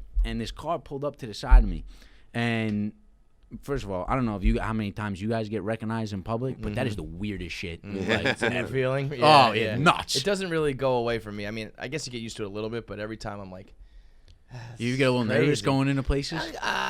not nervous, but like there are definitely times, you go to like a Murray Hill bar or Upper East Side. Certain places, you go to like a hipster bar in Brooklyn. They don't no one knows you. Yeah. But you go to other places and it's like it's not nervous, but sometimes it's like all right, it's gonna be. You start to feel stuff. You feel eyes. Yeah. You know it's gonna be a lot of pictures. That's what it is. But it's also like I said the same line every fucking time when people ask me if it's like annoying or bothersome. When it got annoying is when I used to be going like I would be out with my now ex-wife. And like people would be like, "Can you take a picture?" And they like throw the camera in her hands and shit like that, where I didn't like it. But then I always say, "But the day that shit stops, that's a problem." You know what I mean? I almost want to be uncomfortable because 100%. nobody knows who I am. That means things have gone wrong. 100%. So it's it cuts both ways. But so yeah, I mean, you go from like working in the gym to this whole world. So what does your parents and your family think of it? I always wonder. They love like it. Charlie. Look at the D'Amelios. Oh, the D'Amelios is nuts. Like that girl one day probably had to go to her mom and be like, "Mom, if I sign up for this, like, what do they call it? The when TikTok pays you, it's like the creator fund. Creator fund. Like, Mom, if I sign up for the creator fund, like at these numbers, I could probably make like $100,000 a week. Like, you know what I mean? Like you're and obviously, I mean, her family, her mom, they were. I mean, in the business, they took it and they ran, yeah. and they're still her mom, running. I think, was already a dancer and already. I think that was almost like destined to be. Right, 100%. And I think Addison raised moms the same way. But there's got to be a few of you guys out there who were just normal ass families who expected their kids to just like. All right, like you're gonna go to college. You gotta hopefully you get a nice job, and next thing you know, it's like, oh no, my son's famous now. That's no, crazy, wild. no, wild. And I wouldn't say I'm famous, but like when I go places, like people know who I am. Same thing like we are. Let's say I'm not famous, It's but the same, exactly. in certain circles, nobody knows who you are. In certain circles, I mean, I got Rico texted me like, "Yo, that kid's hilarious. I need to meet him." Yeah, right? He's a grown man Right. who's being pathetic right now. I need to meet this guy. Right. I took a picture with someone in the golf section at Dick's Sporting Goods. You know what I mean? Like, and so some folks who like are watching their TikTok, their Instagram, they're like, oh my God, Yeah.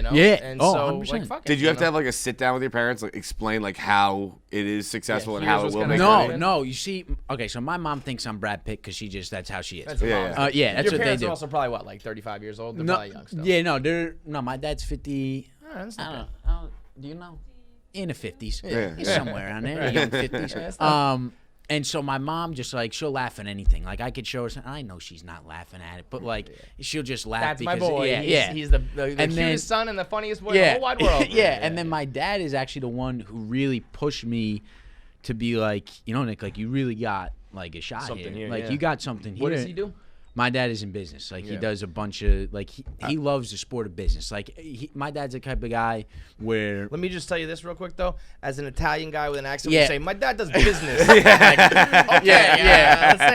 We'll move on fast. No, He absolutely. moves rocks. Yeah. He's actually my dad. He's a florist. Did you know that? He deals with chrysanthemums. But so my dad is actually the one who pushed me to like really pursue this, and he would tell me like you really have something here.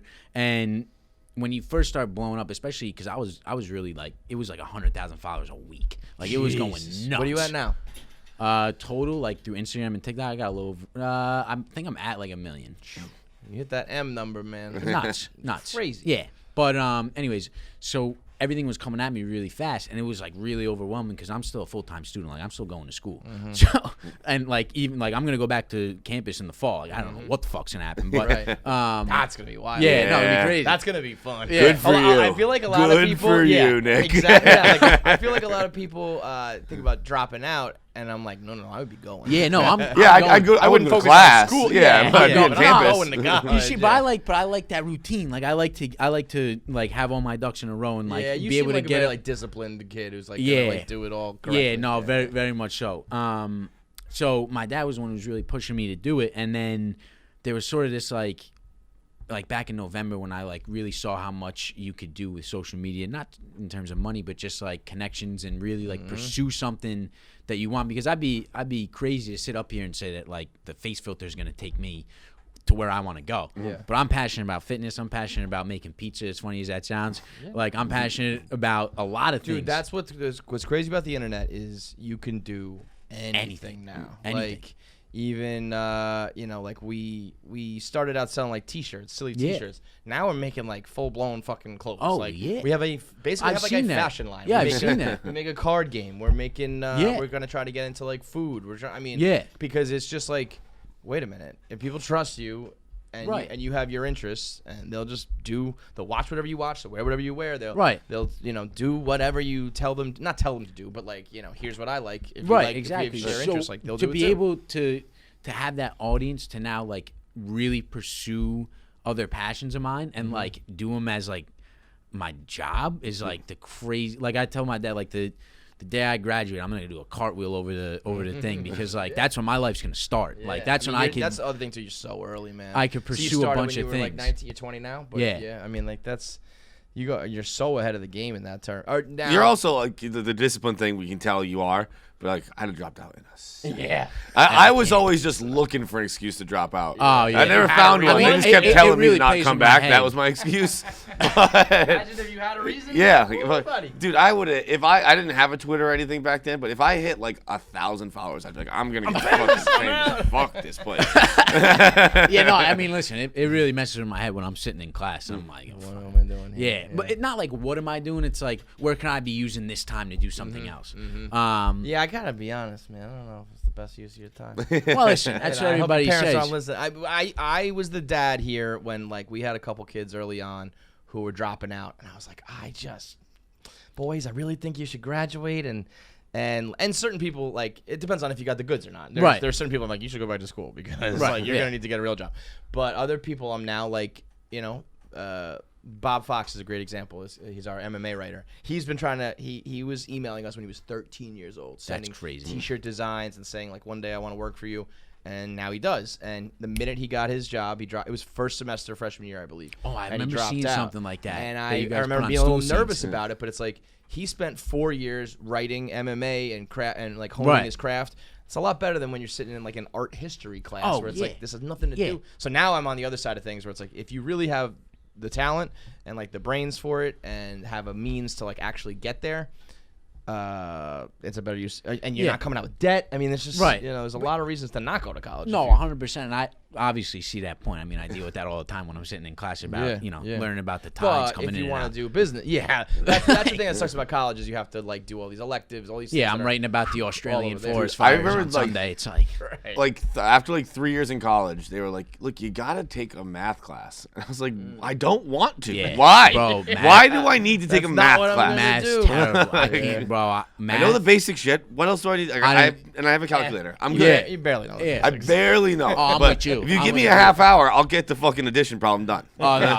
I can't even do that. No, I'm terrible at math. Ridiculous. But so wait, are you you were out? You were not on campus like you said because no, I was home. But like in the fall, will you be like living in the dorms? Or are you gonna be out? Yeah, we got an apartment on campus. Can I come? But I'll only pay for the beer.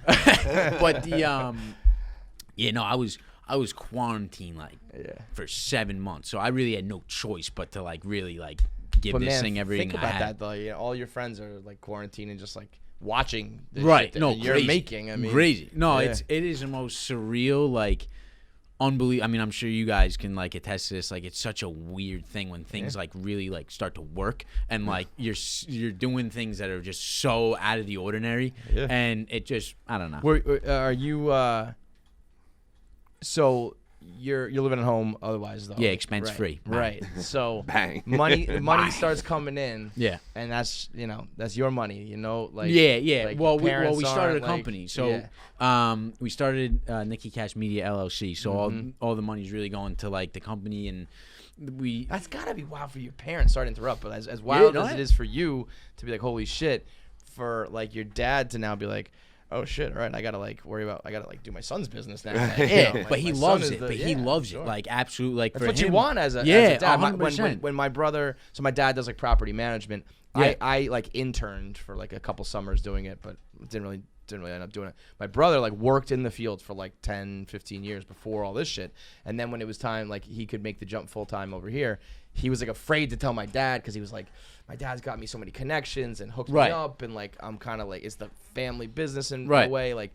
And he was like, Dad, I think I'm gonna like switch gears and move. And he was like, Are you fucking fucking kidding me? Oh, yeah. Like, get the Yeah. fuck out of Yeah. here. There's buildings. Like, go do this shit. So as a parent, that's all you want is like your kids to be, but also to do something cool and something that they 100%. enjoy. And Yeah, I'm very extremely like grateful and blessed to like be doing what I'm doing. yeah, but I also think you got a good family too. Like you got to have the right family to like not 100%. Not be shady. You know, there's parents who like steal their kids' money. Yeah, There's parents we who, ain't got none of who that get going on jealous. here. There's parents who will stop you from you doing your dream. All The that stop, shit. the like, stop one is the big one. Like that was. I was always grateful. Like, my dad was like, "Look, yeah, go do it. Like, we'll see." Yeah. Like, and I like saw if a you tweet- fail, like I remember my parents being like, "You're gonna leave this like job that's like it pays money and it's got benefits and like, are you sure?" I'm sure they thought I was stupid. Behind closed doors, they were like, "This is fucking dumb," but they didn't Right, tell and that that's to me. how- You know, they and let me that's- do it. I remember seeing a tweet that was like, imagine like being successful and then like you grow up or you raise a child and pay $200,000 whatever college costs for them to go to college, and they want to be a theater major. And like I was just like, well, like isn't that like the dream? Yeah. Like you fucking I made a good living. I can pay for like not pay for them, but like 100%. I can help them chase their dream. Right. 100%. You understand What the you want. sentiment, but it's like, yeah, no, that's Right. actually Like, what it it's feels like about. one of those things where like it's become such a thing. Like a trope, like a- yeah, yeah, like yeah. almost like, oh, my wife's coming over. Like you're supposed to like that person. Yeah, right? yeah. I flushed all this 100%. money down the toilet for nothing. It's like, Yeah. no, not for nothing. Your kid's happy. 100%. That and that's what it is. My dad's never like. He was like, listen, Nick, you know, if this ain't for you, this ain't for you. I just want you to be happy. And like to be in that position and like to be this lucky is just, without getting too like deep into it, it's very, amazing, it's right? fucking. All right, I it got is one in two, a million type two of shit, important man. questions. Yeah, go ahead. One's for you, one's for you. The first one for you, like, are you at the point, or will you ever get to the point where you're like resentful of the Pasquale character, where you're like, I don't, like if someone says like, "Dude, Pasquale," and you're like, "I don't do that anymore." I've moved on from that. You know what it is? It's just the timing of it. It's like I'll always do because like I said, I've been doing it my whole life, like because I think it's funny. But like when people not just see you as like Pasquale, but like if They, like, someone ask for it on yeah, demand. and the one thing like social media is phenomenal, but the one thing that social media is not so phenomenal with is like people, especially if you have a big following. I'm sure you guys know, like. People will just send you messages thinking you'll never see it. I see every fucking I message. know. I do the same thing where I'll reply, and they're like, "Oh shit, I didn't yeah, say and that. See that, so I wouldn't have said that." Bro, Like, well, then why did you fucking I've say it in the had- first place? I've had- It hurt my Just go feelings. yell it in the fucking corner. Don't bother say it sending to your me. friend. Don't Exactly. send it to I've me. I had don't know. people. I've had people like write me a paragraph of how I should do this, do that. Like, and granted, I don't get a lot, but like when I do and I respond, they're like all caps. Holy shit, I love you. I didn't, and I'm like, It's important to remember too, though, when people are hating or chirping, that it's like if you ever did give them the time of day, they'll be like, "Oh, I'm a huge fan, huge fan." well, that's what You I'm know? saying. Yeah. And but like the hate doesn't bother me. It's like letting it. Like if I give into it, that's what bothers me That's the what I tell most. It's people like all how the did I time. get? How did I? When like, how did people he get say me? I don't read he's the only guy on the internet I know who like really doesn't read comments or Yeah, feedback. because I shot you a DM about the supplements. You never got back to me. It's all right. what's your famous line? It's like your DMs are none of your business. Right? What people have to say, like what strangers think about you is none of your business. Which is Like- funny, Yeah, that's but a it's very kinda good true. point. No, Yeah, look, because- you got it right on that blue thing right there. On the right up. Right Oh, there. there When it people is. say, I mean, when people think of you as none of your business, because That's a good- yeah. what you said is like they're not expecting you to see it. That's what they're saying to their friends or to other people. It's like it's not for you. It's not Yeah. meant for you, even though Yeah. they're saying it right fucking to you. No, but I always tell 100%. people you're gonna see tweets because those just like pop up. You're Yeah. gonna see the DMs because you're in there anyway. Some people are torture themselves. A lot of people will go and read comments on blogs and shit. Yeah. Reddit pages, all this shit. You're gonna do that, but Yeah. it's whether or not if you let them change what you're doing. Oh, Then they've won, 100%. You know, When I first started coming up, bro, I would spend probably an hour to an hour and a half a night, like just responding to people's DMs because do it, man. You're yeah, crazy. yeah, no, and I was Nuts. I remember telling like my ex girlfriend at the time, I was like, I'm exhausted. I don't want to. But I just felt the need to because it was so new to me and like people were appreciating my content. So I would literally like I'd have the pre-message like already Yeah. Instagram. So I would type the character and send it. Boom, boom, Send- boom. send- Sometimes I'd yeah. even give her the phone while I was driving and be like, yeah, just send click it. that. Yeah, and it was Good to crazy. cultivate the base. But now, when so you were dating somebody when this all popped off? yes, How did that go? oh, it was great. I couldn't. Was there anything weird with that? No, not at all. Because what you see on social media is what you get in real life. So, and I take great pride in that. And like, it was never For you, by the way, most people I would argue not. What do you mean? Most people, their social media, they're putting out like a version of themselves that's not real. Right, and not, that was you're one not thing I doing that. never wanted to be. It's just me and my phone at the end of the day, and so it was never really a conflict. And I was very lucky to have someone who like was so understanding of like what was going on. And, like the reason we're not together is not because of anything to do with this. It was time, and that's it. Yeah, that's fair. But yeah, nah, It was none of those. Who are these girls in your DMs? Oh, no, Who are no, these no, hoes no, who no. want to see No, Pasquale? no. Hey, most of the time, it's guys who are in my DMs. Yeah, Yeah. same thing. I always said, man, if I was gay, I would be not like cleaning not, up. not like that. Not No, like no, that. I'm not like Just that like either, my but I'm saying audience. guys, they my love audience. You and they Oh wanna yeah. talk to you and like It's all right, you know, though. it's as long as there's somebody, right? Now, what's your impression of him? Is he has he changed? Is he different? Is there anything? Does the family say like, oh, my family's always kind of like, oh, KFC is talking, not Kevin's talking. Yeah, you know that what I mean? bothers the shit out of me. That bothers the shit out of You me. get that? Yeah. No, not that I get that. First, who do you think is older? Well, by that question, by that response, I'm thinking you are now. Yeah. But I would not have. Yeah, So yeah. yes. So, Nick was always my little brother, always like the goofball, and then now he's like on the phone with like these business Wheeling and people, like, dealing. Yeah. That's what I'm saying for your parents too. Must have been weird. Where it's Yeah. like, oh, my little baby boy is now. Oh yeah, no, it's been And, like, even I he catch sounds myself. exactly like my father when he's on the phone. I'm sure. And Crazy. very It's so weird to me nuts. To see him as like this mature, like I still can't wrap my head around. No, it's like a business entity now. Yeah, It's not just sometimes like your little I brother. can't wrap my head around it How either. old, how many years older? I'm 22. All right, so you're still I'm it's 20. not crazy, but yeah, that's where I think it would be very weird for me if like a younger sibling or just a sibling. If someone else was doing what I was doing, I think I'd be like, what the fuck is Yeah. this? Yeah, no. Like, They're not even the funny one. My dad, Like, I'm the funny one. my dad literally, the wrong Casano. my dad literally was like, one day he was watching something. He was like, you know, Nick, I gotta tell you, man. Like, I'm watching these videos and I'm seeing all these people comment saying you're funny. I'm like, the fuck are they thinking this guy's funny? He's just he's just a fucking asshole. He really Exactly. is. And I'm like, oh, But Dad. that's why you like those are the people that keep you. It's when you have the family members who are like, Oh yeah. oh my God, you're the next, No, the I next don't big like thing. Let's it. go to Hollywood. Yeah, then no.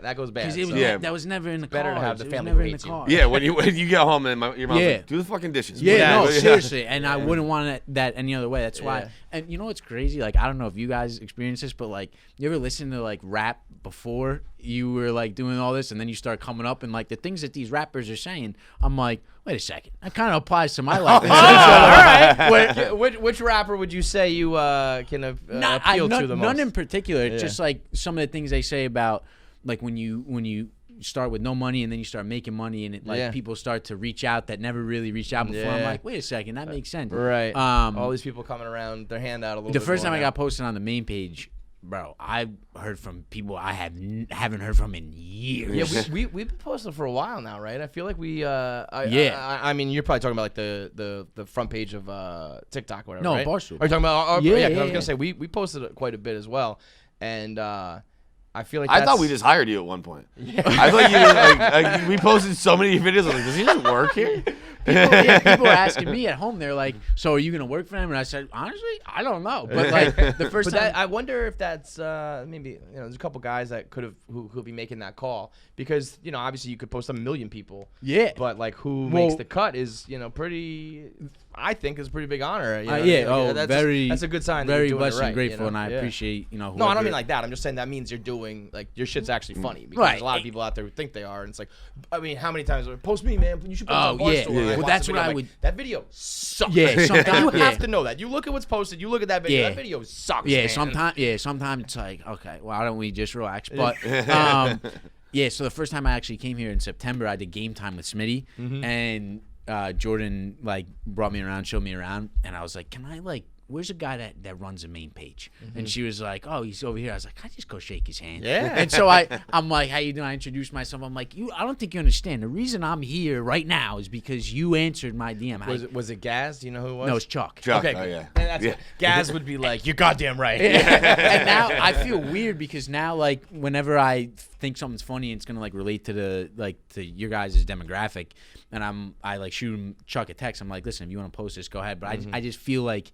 weird. Like I don't want don't him to wanna be think. pushy, I don't want yeah. him to think I'm like using him because I genuinely appreciate like the things that he's done. I think for that me. comes across though, especially after talking to you. It makes it's You're not one of these.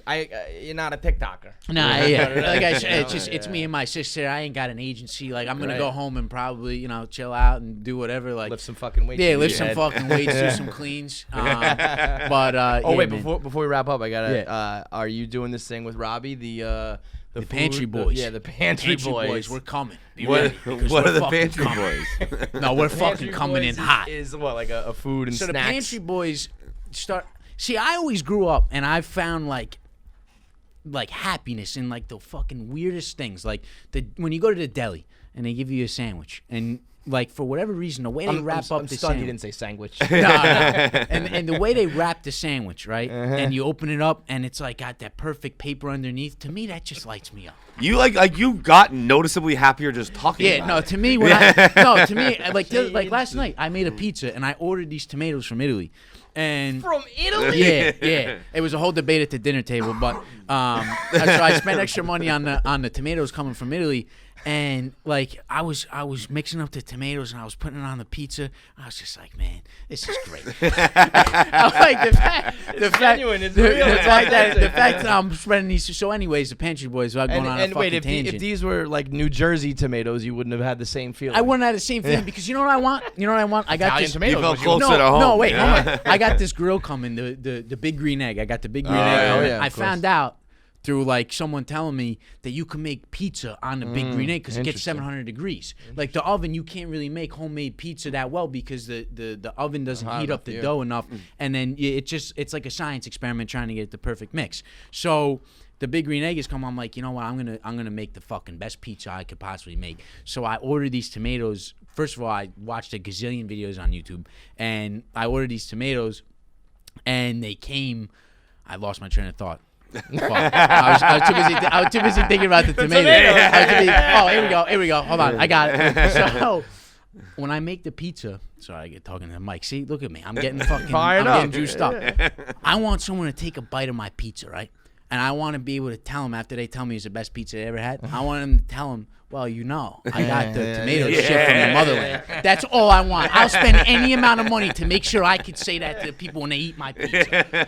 So that's the Pantry Boys. That's The Pantry Boys. We're gonna bring people on. We're gonna talk about hot and cold takes of food because, like, when you come across someone who speaks the language like the way I'm talking, like and Bobby is like on a whole nother level. Like Bobby gets it, man. Like Bobby's super talented and he's super rare too. Like he's a very particular like demographic. Well, like, and then your voice with his voice is gonna be a whole thing. It's gonna be great. Yeah. So we started doing these Instagram lives, and I'm like, and one time we had Todd Frazier come on and give like takes about like Todd Frazier.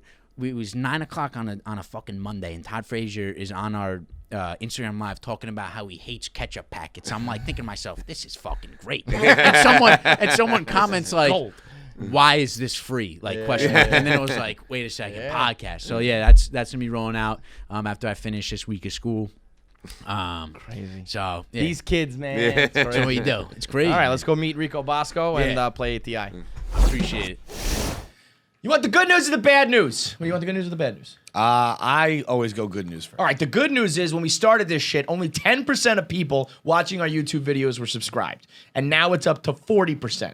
So that's almost like a 50-50 split. That's a 30% increase. A little math for you. That's the good news. Too much math for me, but it's good news. You know what the bad news is? That still means 60% of you motherfuckers aren't subscribed. It still means the majority. It's a good thing I asked first, because that would have been backwards. That'd have been terrible, yeah. Imagine if I was like, well, the good news is... It's good thing I fucking go good news first. 60% still just freeloading off of our videos. And guess what? It's YouTube. You're all freeloading.